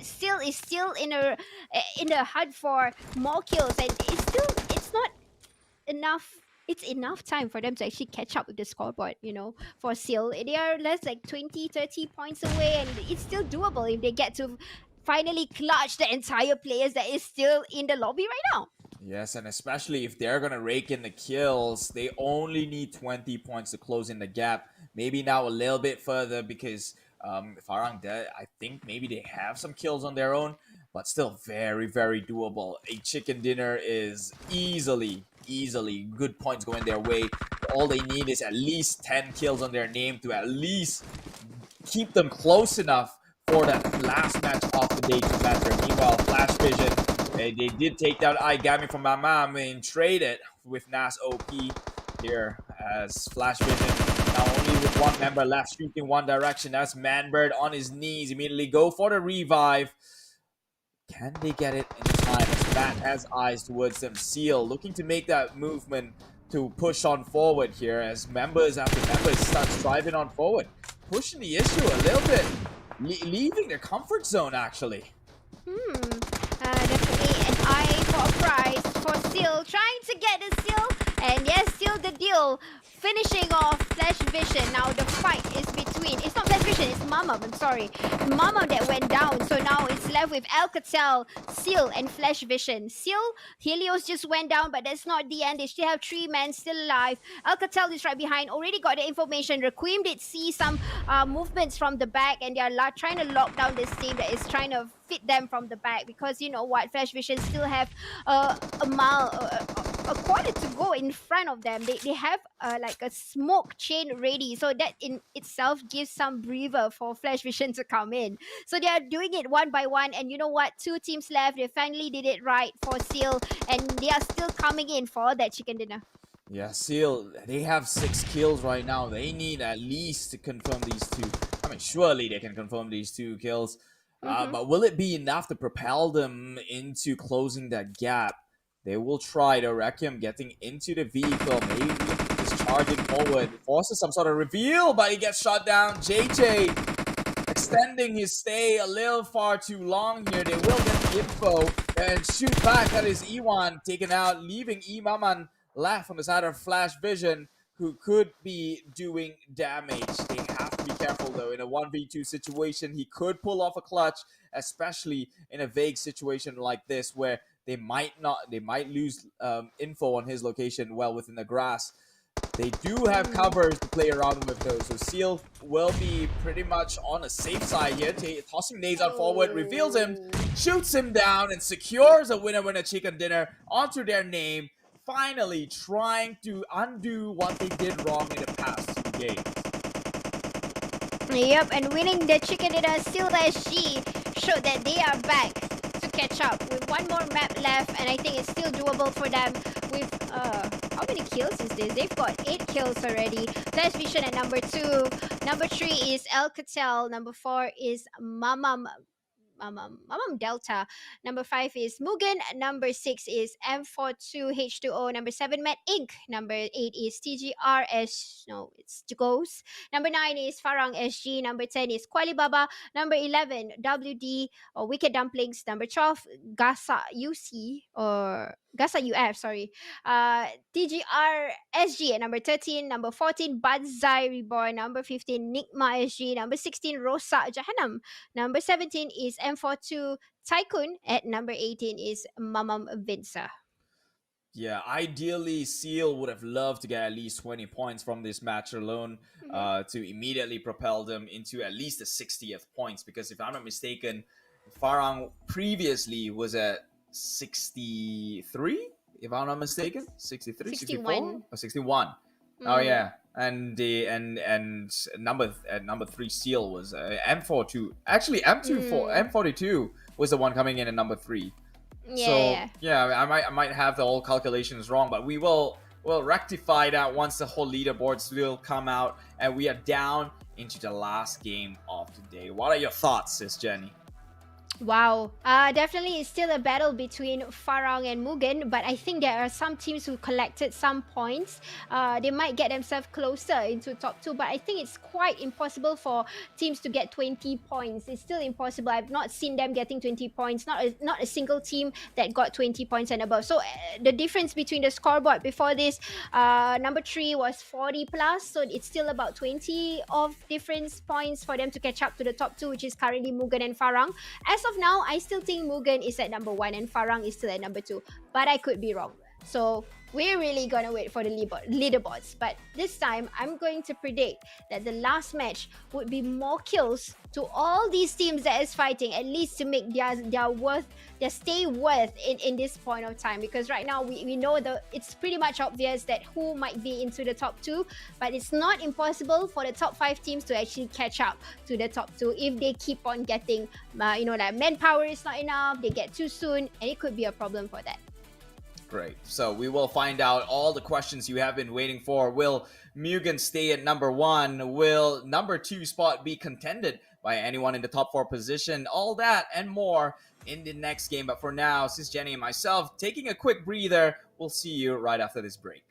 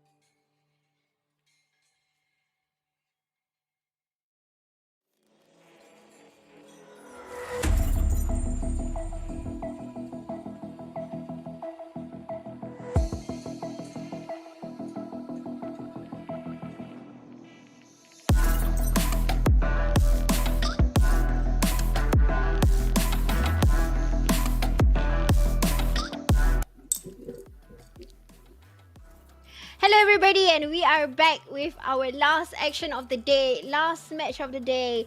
You make it or you break it. You go home or go big. You go big or you go home. I got that wrong. And with me is Keith and so I'm Sis Jenny, corny as ever. But yeah, so Keith, what are you gonna expect? I think it all goes down to the finer details, man. Right now, I think Mugen seems to be the more consistent teams, but of course, the eyes are on the top two position. Specifically, now that I think two other teams have a shot at taking on the second position here and qualifying themselves. As you can see, Farang right now holding at 65 total points. Seal Singapore at 58. That's not very big of a difference. And M42H2O at 49. Which, let's be honest, 20 points is very doable in a single game, especially when you get yourself in the most even of maps, that is Erangel coming in next. So Mugen, I think they're pretty solid at number one spot at 78 points. Sure, if they'd like to increase that lead, the better. However, the likelihood of them going down is far likely than ever because teams would have to hit like, a massive 35 points or whatnot to actually overtake their spot. Gasak coming in at 5th place at 39, El Cartel at 33, Flash Vision Singapore at 32, Mamam Delta at 31, and TGR Singapore at 29. There you go. That's the top 9. And yes, TGR making an appearance into the top 9 leaderboards. Still Hearts, I would say, previously. So again, Ice is on the top 2, which is Mugen and Farang. But close under is actually Seal, who is picking up the fight after we did see how they handled the fight earlier. It was doable. It is still doable in an OG map like Erangel. They know the map at the back of their head. Probably when they are asleep, they are talking about Primos Servani. Primos Servani. It's from one point to another point. In fact, I do that sometimes, remembering exactly where, until I even forget where I stay. I'm staying at Pochinki. I think so. Most likely so. Or you could join me over at, Stalber right on top of the hill. But yes, we are down at the last match for the day. And just to bear in mind, Seal, they had their best run over in, I believe, Erangel as well. And now they got another shot at Erangel and, trying to take this one home. So, will Farang maintain their top 2 position? Will Seal or M42 take over? Will be determined in this single match over in Erangel. As we can see, the flight path stretches from Nova Rapnoia all the way to Georgia Paul. And I guess, like in Sis Jenny's words, it's a decent slice right down in the middle. I like this kind of flight route, but then again, it depends on where the circle would be. I don't want to spoil the game, but if the circle goes into Sovnovska,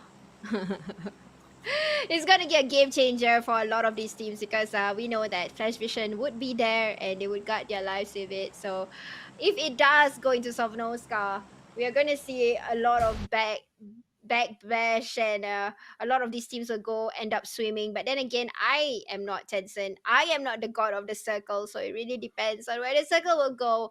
But this is where the teams are usually dropping into their own respective areas as compared to the first Erangel, which was a little bit unfair, where the flight route was only onto the south side. But now we know the circle, so it's a fair thing. Where all these teams, with the flight route in their favor, they will go in their respective areas where they are very comfortable to do so. They have trained so many times over in the same areas. Although right now I have my eyes on a team that is fighting over in Lipovka. And then I think this is the team that is fighting over in Lipovka. And we are looking into Mama Vincer versus Gasa UF.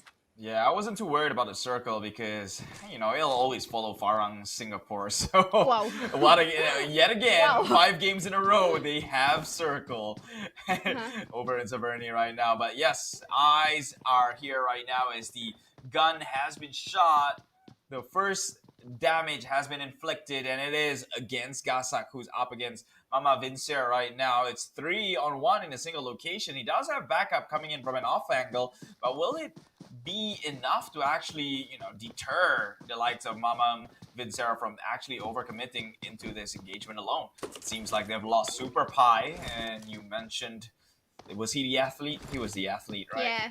Well, Yeah, I guess you know, he'd be running on for sports right now. He can focus on his physicality, seeing as though that this is the last match of the day and he's down in the lobby. Might as well make it productive. Oh, actually, Gasak takes down one member from the side of Mamam Vincere. Well, what more spray power will happen from Amir Oki? He does know the member location here. Has got Molotov to toss on forward. Will it click in the right direction, though? I think that was in the wrong side of the wall. It was just probably centimeters apart. If you were to get that a little bit further down, it might just hit the spot. But this time we can see Gafa is very angry. They are not happy with the fact that it's only 3 minutes into the game. They already lost one person. But that's a nice shot by Amir. Right on with Selepa.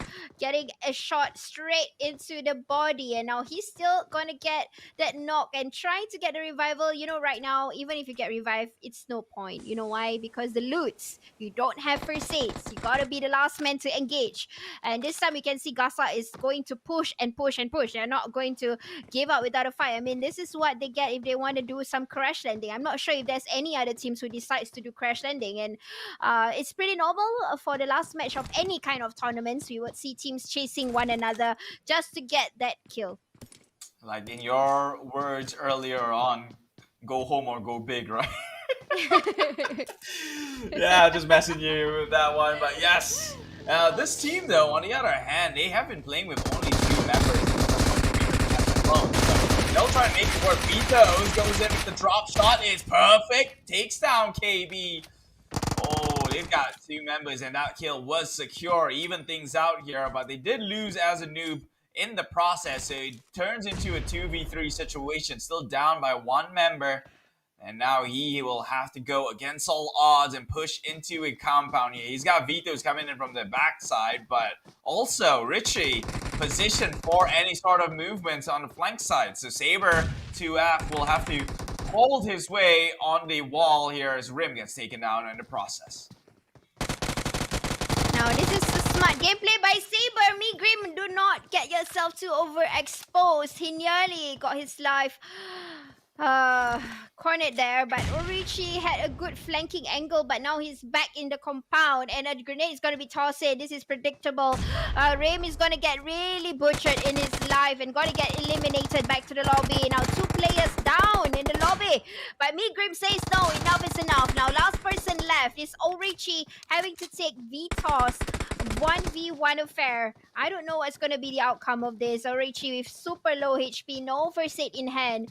He wants to do a 1v1 affair, and I don't think it's going to be looking good because look at Vitos' life. He has a full life, and he has been getting the shots on point. And there you go, back to the lobby. Like I said, predicted, the life says it all, and the shots caught it in 4 kills in hand for Rosa Jahannam. Yeah, that's gotta feel bad for the side of Rosak Jahannam though. That's your ego getting crushed there.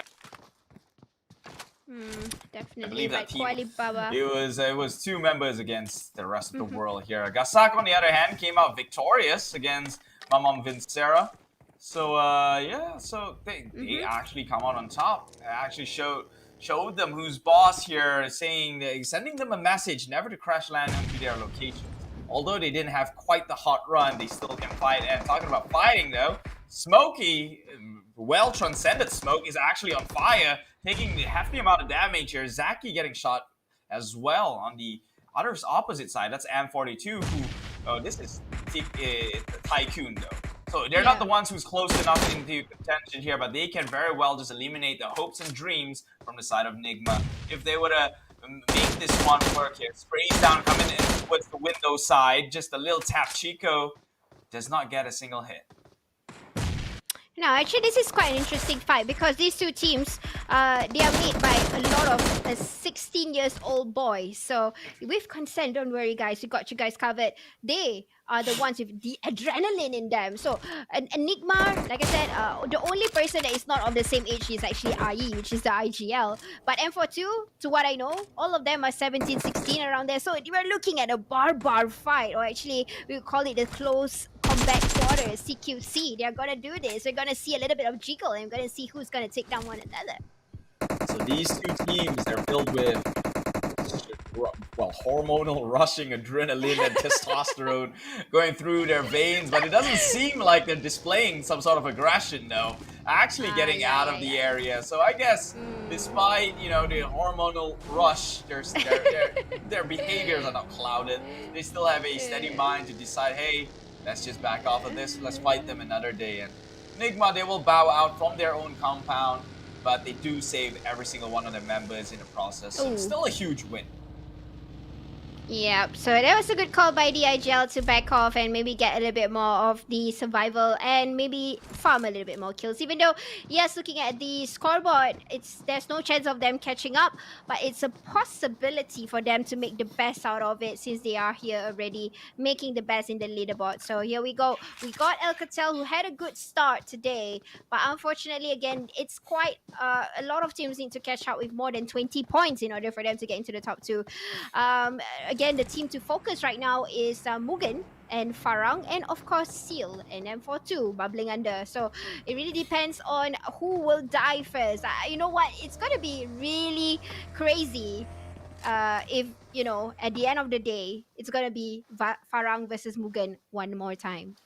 I'd like to see that happen, for sure. Obviously, it wouldn't be as exciting as, you know, teams who's creeping and inching closer towards that qualifying spot. But hey, I'll take 2 of the best teams so far. At least more consistent teams in Singapore battle things out mano a mano. But take a look at the circle. Mugen safe and sound right now over at Georgia Paul. Don't need to spare any sort of member in the position they're at, so they could just very well turtle their way towards the last man standing. They don't really have to rotate anymore further, but this time again, doing a gatekeep by Nigma. Now gatekeeping Gasak right after a fight over in Lipovka. I'm sure their loots, they don't have enough. Even though, yes, they might have clutch. But we all know the loots in Lipovka, it's like a charity house. You don't have enough anything. Everything is gone. So if they were to fight with Nigma, oh, flying vehicle. A flying Poheng landed beside the cliff. Wolfie looking straight into Poheng. And now Poheng is just coming around to just get any kind of information. They are trying to open up actually, but I would say they could have maybe opened up a little bit more. It's a little bit too close to one another, knowing that WD has the vantage point of things. So if they want to push, they gotta lock the deal. They lost their man on the high ground though. That means people on top, Wicked Dumplings, can actually peer downward without getting punished. Because that one member who was staying at the house had the high advantage point. Oh, but they do get the traded first, so at least that works out for them. Leaving only 2 members left from the side of the Dumplings team. And just like that, they might just back off, knowing who the bigger wolf is in this pack alone. And well, it's definitely not Mad Wolf, as now he's on his knees trying to push up against TGR Ghost, who has this compound onto their sights, does peer down and but the member of Mad Inc. here tags him down once again on his knees. He's just buying inevitable time here as the uniform will be stuck with the wolf, and for this scenario, they're actually friends. But I'm liking the fact that Mad Inc. is opening up 2 by 2. It's a big gap of a distance. They are trying to lock it out, but I think they are trying to regroup again one more time, trying to get the best compound out of in Rozok. And Fit Bomba is on the way, trying to push the people that is in this building, knowing that is TGR Ghost back here. But right now, one angle is open, and that angle is being taken care by Cash. Now, Unicorn and Wolf gotta get themselves up because Fit Bomba just got spotted, and he's currently down. If the Ghost is gonna push, it's not gonna look good. And Cash, like I said, he's the only person with that angle covering. You know what, Unicorn and Wolf, you gotta get yourself in the game right now. This is some opportunity for Mad Inc. to actually go in for the revive here, and they will do so successfully. That is all 4 members still well and out, able to dish out damage. But that being said, nades though getting tossed in, and that is Wolf again on his move for the 3rd time running now. So TGR goes, this is go time for them as they try to push in, but unfortunately Fit Bomba takes out 2 members on the side of TGR Ghost, and that, my friend, seems like you just end up in the worst half of this engagement alone. But TGR, they're not phased. They're still staying here, trying to get some more kills on the side of Mad Inc. They are relentless. Ay, ay, ay. And they are gonna push, even though they are out of men.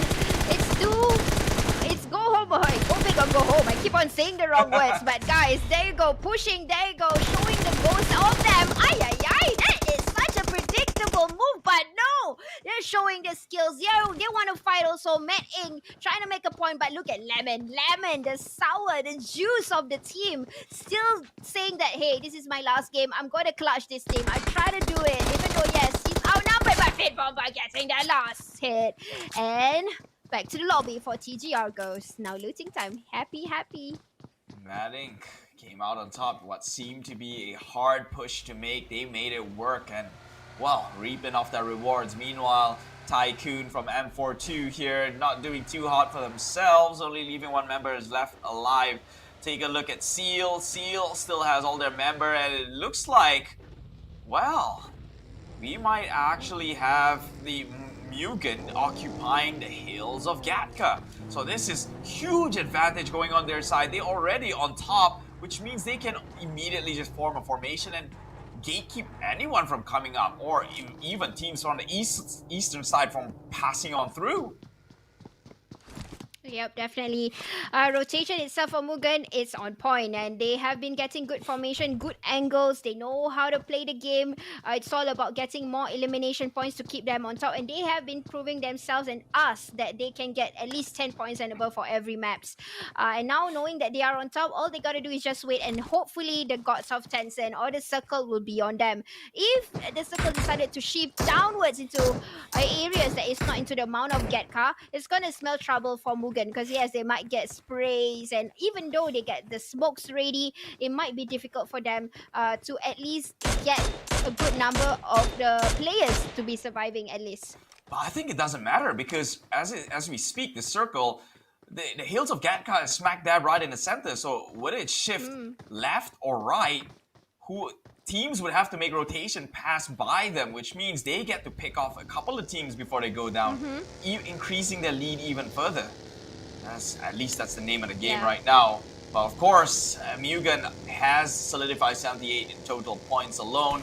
The eyes are on Seal, and of course M42, H2O, as they still stand a chance in competing for that second spot.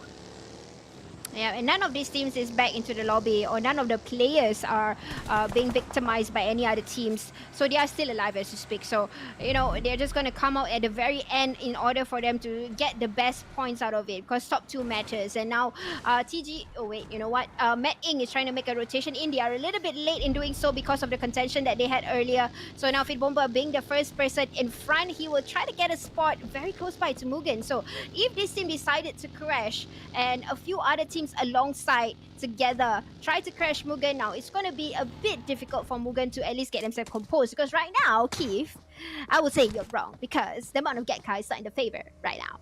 Yes, it is. It's at least 1/3 of the circle, and look, they can just shoot downwards. It's an open field for everyone else. They're playing by the foot of the hills while Mugen's just out on top. They've got eagle eyes across the whole battlefield. Yep, and just waiting for the kill feed to happen for Mugen. But as of now, they are doing it great. I would say it's a good rotation, a good trigger discipline for them not to show off that, hey, I'm on top here. They're just getting information like what you're saying. Eagle eyes matters. They get information. They know, okay, I got this team to feed on, that team to feed on, this team to feed on. But in the kill feed right now, we are seeing Farang having a contention with Alcatel. Alcatel losing members left, right, center. Every single person dying to the side of Farang is an extra point. They are leading forward within their position here. So Farang nearly losing 2 members, which would have been detrimental, but they will prevail in this engagement, getting 4 kills and possibly can even pick their member up. But no, another one joins them onto the floor here if they look to push. Oh, this is going to be bad for the side of Farang, as it seems like vetoes. They have plans of their own. Coming in closer, they're just behind smokes right now. It's Rosak Jahanam coming in to spoil the plans of Farang Legends themselves. I mean, Farang Singapore themselves. Nade's been tossed on forward. They're blinded by smokes. I don't think they can do much without the information at hand. They do have Cabo, who's going to occupy the high ground, but vetoes is in there coming in from the flank side as well. Spots him out, gets sprayed down, but Farang came out on top. Saber left alive here.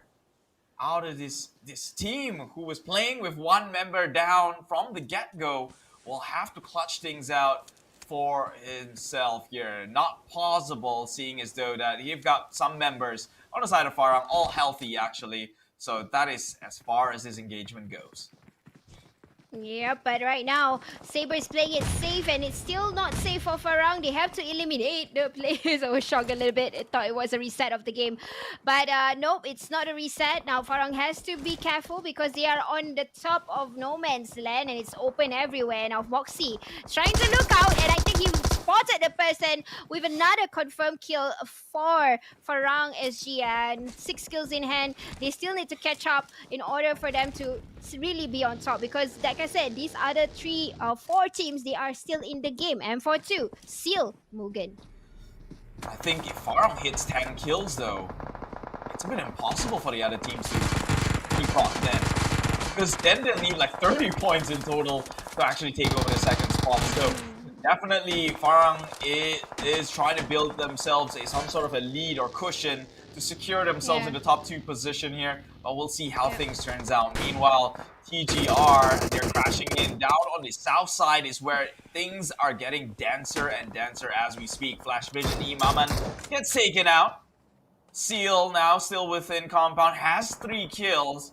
So they are still up for contention here. They do have eyes most likely soon enough as Farang will have to make the venture closer towards the circle, and Seal just gatekeeping their entry and possibly even their advancement. Yeah, but I wanted to say about TGR earlier. They had a very good trigger discipline. You know, they were waiting for Flash Vision to settle down and they shot together in a straight line. So Flash Vision was quite confused. I think I saw Nash spraying onto his vehicle in front, not exactly sure where the shots came from. So that was really a good call for TGR to contact or to disturb the peace and serenity of the other teams on the other side. But still right now trying to make a contact over on Farang, who has to come in sooner or later. Mugen is still comfortable in that position. You know, they have to do the gods is right now with Mugen. Honestly, they don't really have to rotate. They just gotta wait there and wait to get more points as compared to a few teams who has to make rotation. Cabo being the first man coming in, still getting sprays here. A few teams coming in, spray. Who will go down? I'm not so sure. But Mayhem is there, trying to distract here. But Moxie being seen, Cabo trying to return the fire for Gasak, and now Farang in the middle of everybody. I don't know. It seems like it's not gonna look good for Farang's rotation. Honestly, Jerome is already down. I got a feeling it's only Cabo that is still alive. It was a desperate situation. Farang had to do what they had to do. There was no other way they were coming out alive. Gatekeep by Seal. They had to drive in forward, and surely you're not going to crash onto the compound. We'll have to find their way in, and unfortunately, this is the result of that, which means Farang may very well bow out before the teams that can contest them will. H2O under gunfire, though, so Mugen could very well take out one of the competitors who is contesting that spot. Mugen up on a high ground seems very, very in position to do some sort of damage. They do have eyes on the rotation made by Pit Bomba here. They will do a little bit of spray, but do they realize of one member from Tycoon just beneath their feet? Yikes, and definitely Tycoon has to play it passive. Only there is still 10 teams in the game, guys, and it's the 5th circle. There's a lot of players. So as of now, the players that the teams that are left with 1 or 2 players, all they gotta do is just wait and hopefully not to take fight or being seen, being spotted by anybody. But Farang Cabo managed to get Mamam on the other side. Now still, they need to fight it off because M42 is picking a fight with them, so either one of them will go down this time.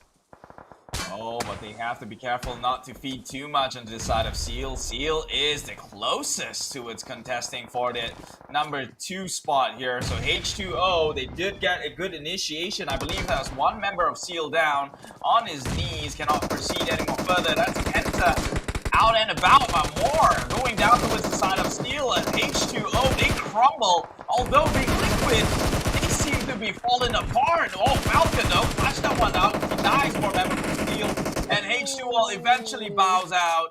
But they did the damage, and I think they secured at least 2 kills on the side of Steel. No. Still just nearly getting spotted by M42 and just shooting away. But M42 just tried to do whatever they got, squeeze it in a way in. But you know what? News flash right now. And that is a lot of teams are crashing into one another. And I see a lot of kill feeds going on. One of them is, unfortunately, I did see a team that might have to give out their position for the top two because Seal is still alive and they just clutch a team. So it's still possible for them to be on the run in getting the top two spot unless something happens. And right now, you know what? Mugen decided, or in a way, Seal decided to be right beside Mugen and they will have to fight it off over at the top of Mount Getka. Well, I mean, if you're not going to make it onto the top 2 position, taking out Mugen would be a story to tell here. Because they do have the high ground and all their members up and running. It's not going to be easy playing down in the foot side of these hills. Right in smack dab in the open here. So it's not going to be an easy feat to pull off. But if they were to do so, it is going to be a memorable one. Again, Seal still has a shot at that top 2 finish if they can seal the deal, but unfortunately it is Seal who seem to be sealing their fate here as Molotov catches onto Requiem. Definitely, but we're looking into Banzai who's keeping the steps and waiting for either teams to come out. Still reviving even though it's already the 6 circles. So painful. You gotta get yourself safe. You gotta get out. If not, oh no, Playzone will get the best out of them. Mugen is still fighting up in the hills. Still, teams are still alive. 6 teams in the game. Still a lot of teams in total. And you know what? Seal just got eliminated at the 7th position. So now, Mugen, you are gonna get through the top 1, definitely. Most likely. That was hands down. You had to pull like 30 points to at least close in their gap, and then you need more on top of that. It was less likely to happen in like the last game of the day. But man, this hill of Gatka has proven to be so paramount for Mugen's success in this map alone. Look at how comfortable they have been throughout this entire game. It just seemed to go all the way in their favor, and now they occupy the full circle that is by the foot of Gatka, where you probably only have trees to hide and play around with. Now getting into position, Mugen is all ready to fight and they already have 4 kills. TGRSG made the best out of it. They managed to spread out, they get kills along the way. But Mamam Delta is trying to get or redo that chicken dinner that they wish to have over in Miramar. Now they are trying to redo it at least over in Erangel because they are still alive. We've got only 4 teams alive, but Adik, good shot there. A good looking opening there just to disturb the peace of Nasty, who's looking out for other teams that he's hearing in the distance. So Adik, very sneaky, managed to get one and he's going to disturb the peace of Mugen. But look at Tycoon, he's up on the higher ground, actually takes down another member from Mugen here from the backside. They did not expect this one to happen. Now Aris Chomel will try and hold this position. They do fire back onto the side of M42 Tycoon, and he will go down eventually, but that was a thorn to deal with, and that's going to open so much time for other teams to make advancement. Fortunately, Virgil up on the hillside will take down the advancement of PGR. In the process here, 2 teams left remaining, 1 on the high ground, 1 down low. If they can push up against all odds here, as Virgil, he is nowhere in sight to be stopped, while PGR only have about 1 member left, as 1 member falls onto his knees. So Adik left to play here. He's trying to push up onto Virgil. Virgil did not see that one happen. He will be coming in with the spray, trying to juke around the tree lines and the rock, and he will eventually bow out. And Mugen, the train is set destination towards a winner chicken dinner, and they will claim it in this last game of the C Esports Championship 2021 Singapore Qualifiers. Yep, Mugen again, Wave being on top. Top 3 all the way from the first game till the last game, showing that they are the ones that will try to represent Singapore at the best with getting such consistent results ever since the first match of the day. So currently we are seeing Mugen and then TGRSG at number 2. Number 3 is M42 Tycoon. Number 4, Mamam Delta. Number 5, Flash Vision. Number 6 is Banzai Reborns, and number 7, Still SG. Number 8 is M42H2O. Number 9, Farang. Number 10 is Met Inc. Number 11, Gasa UF. Number 12 is WD or Wicked Dumplings. Number 13, Rosa Jahanam. Number 14 is Alcatel. Number 15, Enigma SG. Number 16, TGR Ghost. And last but no, it's not last. There is Mama Vincent. Number 17, last but not least, is Kuwali Baba. What a turn of event here. Mugen definitely looking like the one team from Singapore who actually really deserve it, because it was hands down, no questions asked. They were consistent since map number 1, having at least a top 3, top 5 finish all the way through. It is insane. Like, if you're a Singaporean, you're watching this right now, you're a fan of the game, you should be proud that Mugen's the one representing, because it doesn't seem like they had lucky circle all the time, right? Most of the time, they fought into it. And it was this last one where they got pretty lucky and still made it work for themselves. So, man, no questions asked. Mugen, I'm definitely keeping an eye out on them. Yes, consistency right after PMPL, and they are back here with the same name, different members, but showing the same potential. So I'm really looking forward also for what Mugen has in store when they represent Singapore as one of the teams that will proceed into the next match. We know that's for sure Mugen is one of them. But number 2 still is a question for us, because it's between Farang or Still, at least for now, because we did see that the way, the position of where they died and things like that. So it really depends on the points. So those of you who are fans of Seal and Farang, pray hard that they would be in the top 2. Actually, I think Seal might not be able to overtake Farang. Why, you ask? Because they needed to close the gap, right? It was, I think, less. They were at 58-ish, I think, total points against the Farang 60-ish. But because Farang managed to secure the amount of kills they did, the points that Seal secured was negated. Because the Farang built their own lead with the kills they had. But of course, I could be wrong. Hey, I'm just being a skeptic here. It's called healthy skepticism. You don't believe everything you're told, So I think based on that, I think they might not make the cut. But of course, we'll wait for the finalized results to confirm that, because I could be wrong, and I'm bad at math, pretty bad at math. So yeah, we're just going to go for a quick break right now, as Sis Jenny and myself will keep this secret and suspense going on further until we find out who is our top 2 to represent Singapore in this next round. For now, we'll see you after the break.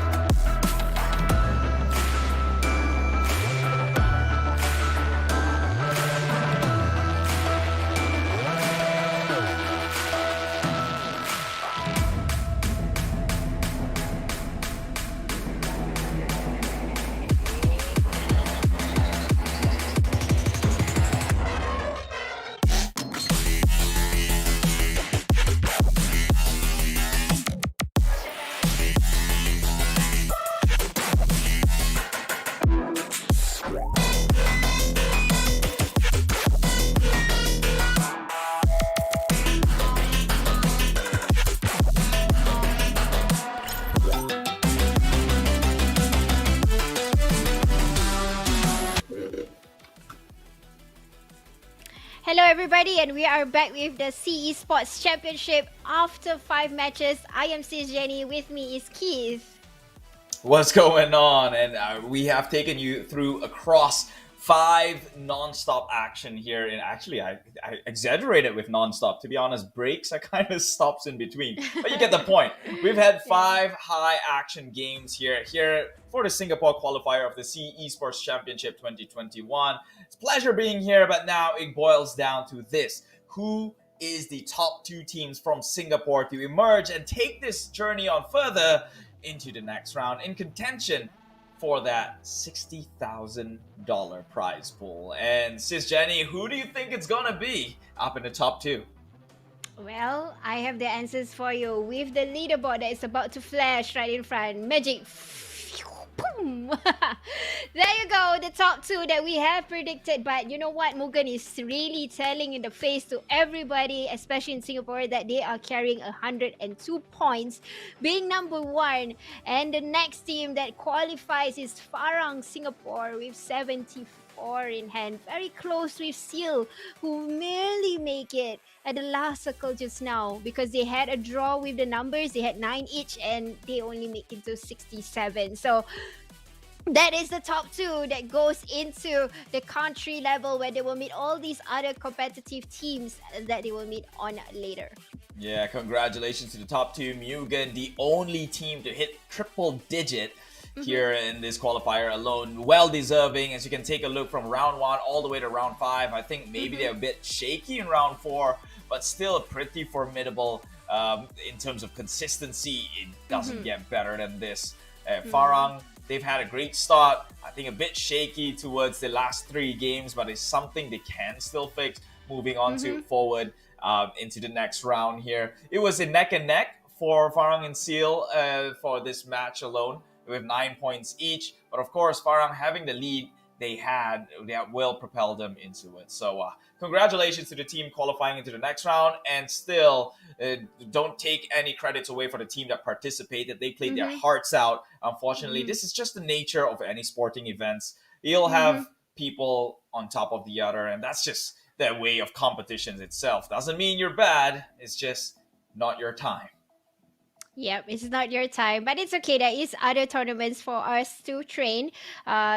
Be it casters or even players, we have a lot to pick up on. Definitely, we learn everything. We learn new things every day, so it's never a never-ending journey for the learn portion. But of course, this event will not be successful with our backbone, and that is our main organizer, SGEA, our official hydration sponsor, which is 100 plus. Yeah, why are you staring at me? Okay. I didn't know she was playing past the baton. I'll take the baton from you. Okay. Also, our supporting partners, of course, Prism Plus, and this whole event is part of a GE Festival initiative. Okay, it's powered by Rizzo.gg. Go check all of these sponsors out, because without them, this wouldn't have happened. And of course, one of the more important things is to stay hydrated. So again, 100 plus. Get them electrolytes. I'm a bit like skewed towards the 100 plus sponsor here, because I like doing physical activities myself, so I'm pushing that really biasly right now. Yeah, so that is what we have on today for the whole day. I hope you guys had fun as much as we did casting the entire Singapore qualifiers. Hope to see more of these teams from Singapore make a stance for themselves and show up big time, especially when it comes to official PUBG Mobile leagues like the PMPL, MYSG, and future tournaments to come. We'll be keeping an eyes out, seeing that Mugen is one who are pretty formidable in this scene. So just for the last time, myself, Keith, Elisio, together with me, Sis Jenny, we're just going to call it a night, and thank you for staying along, and do hit likes and follow in all the social platforms for PUBG Mobile Esports, and of course FSL itself. So good night. Yeah, but wait, we got a show. You forgot about it. No, I didn't want to do it. I didn't forget it. So I just come didn't want to on, do I'm it. gonna start. Oh no. We want to do this, and we are going to hit off with the helicopter. Come on. She insisted, guys. I tried to end the show early so we don't have to see that, but I guess you've got Sis Jenny. That's Sis Jenny for you, ladies and gentlemen. Good night. You just left me, guys. Come on, okay. Good night, guys. Thank you so much, and hope to see you guys again. Bye. Helicopter.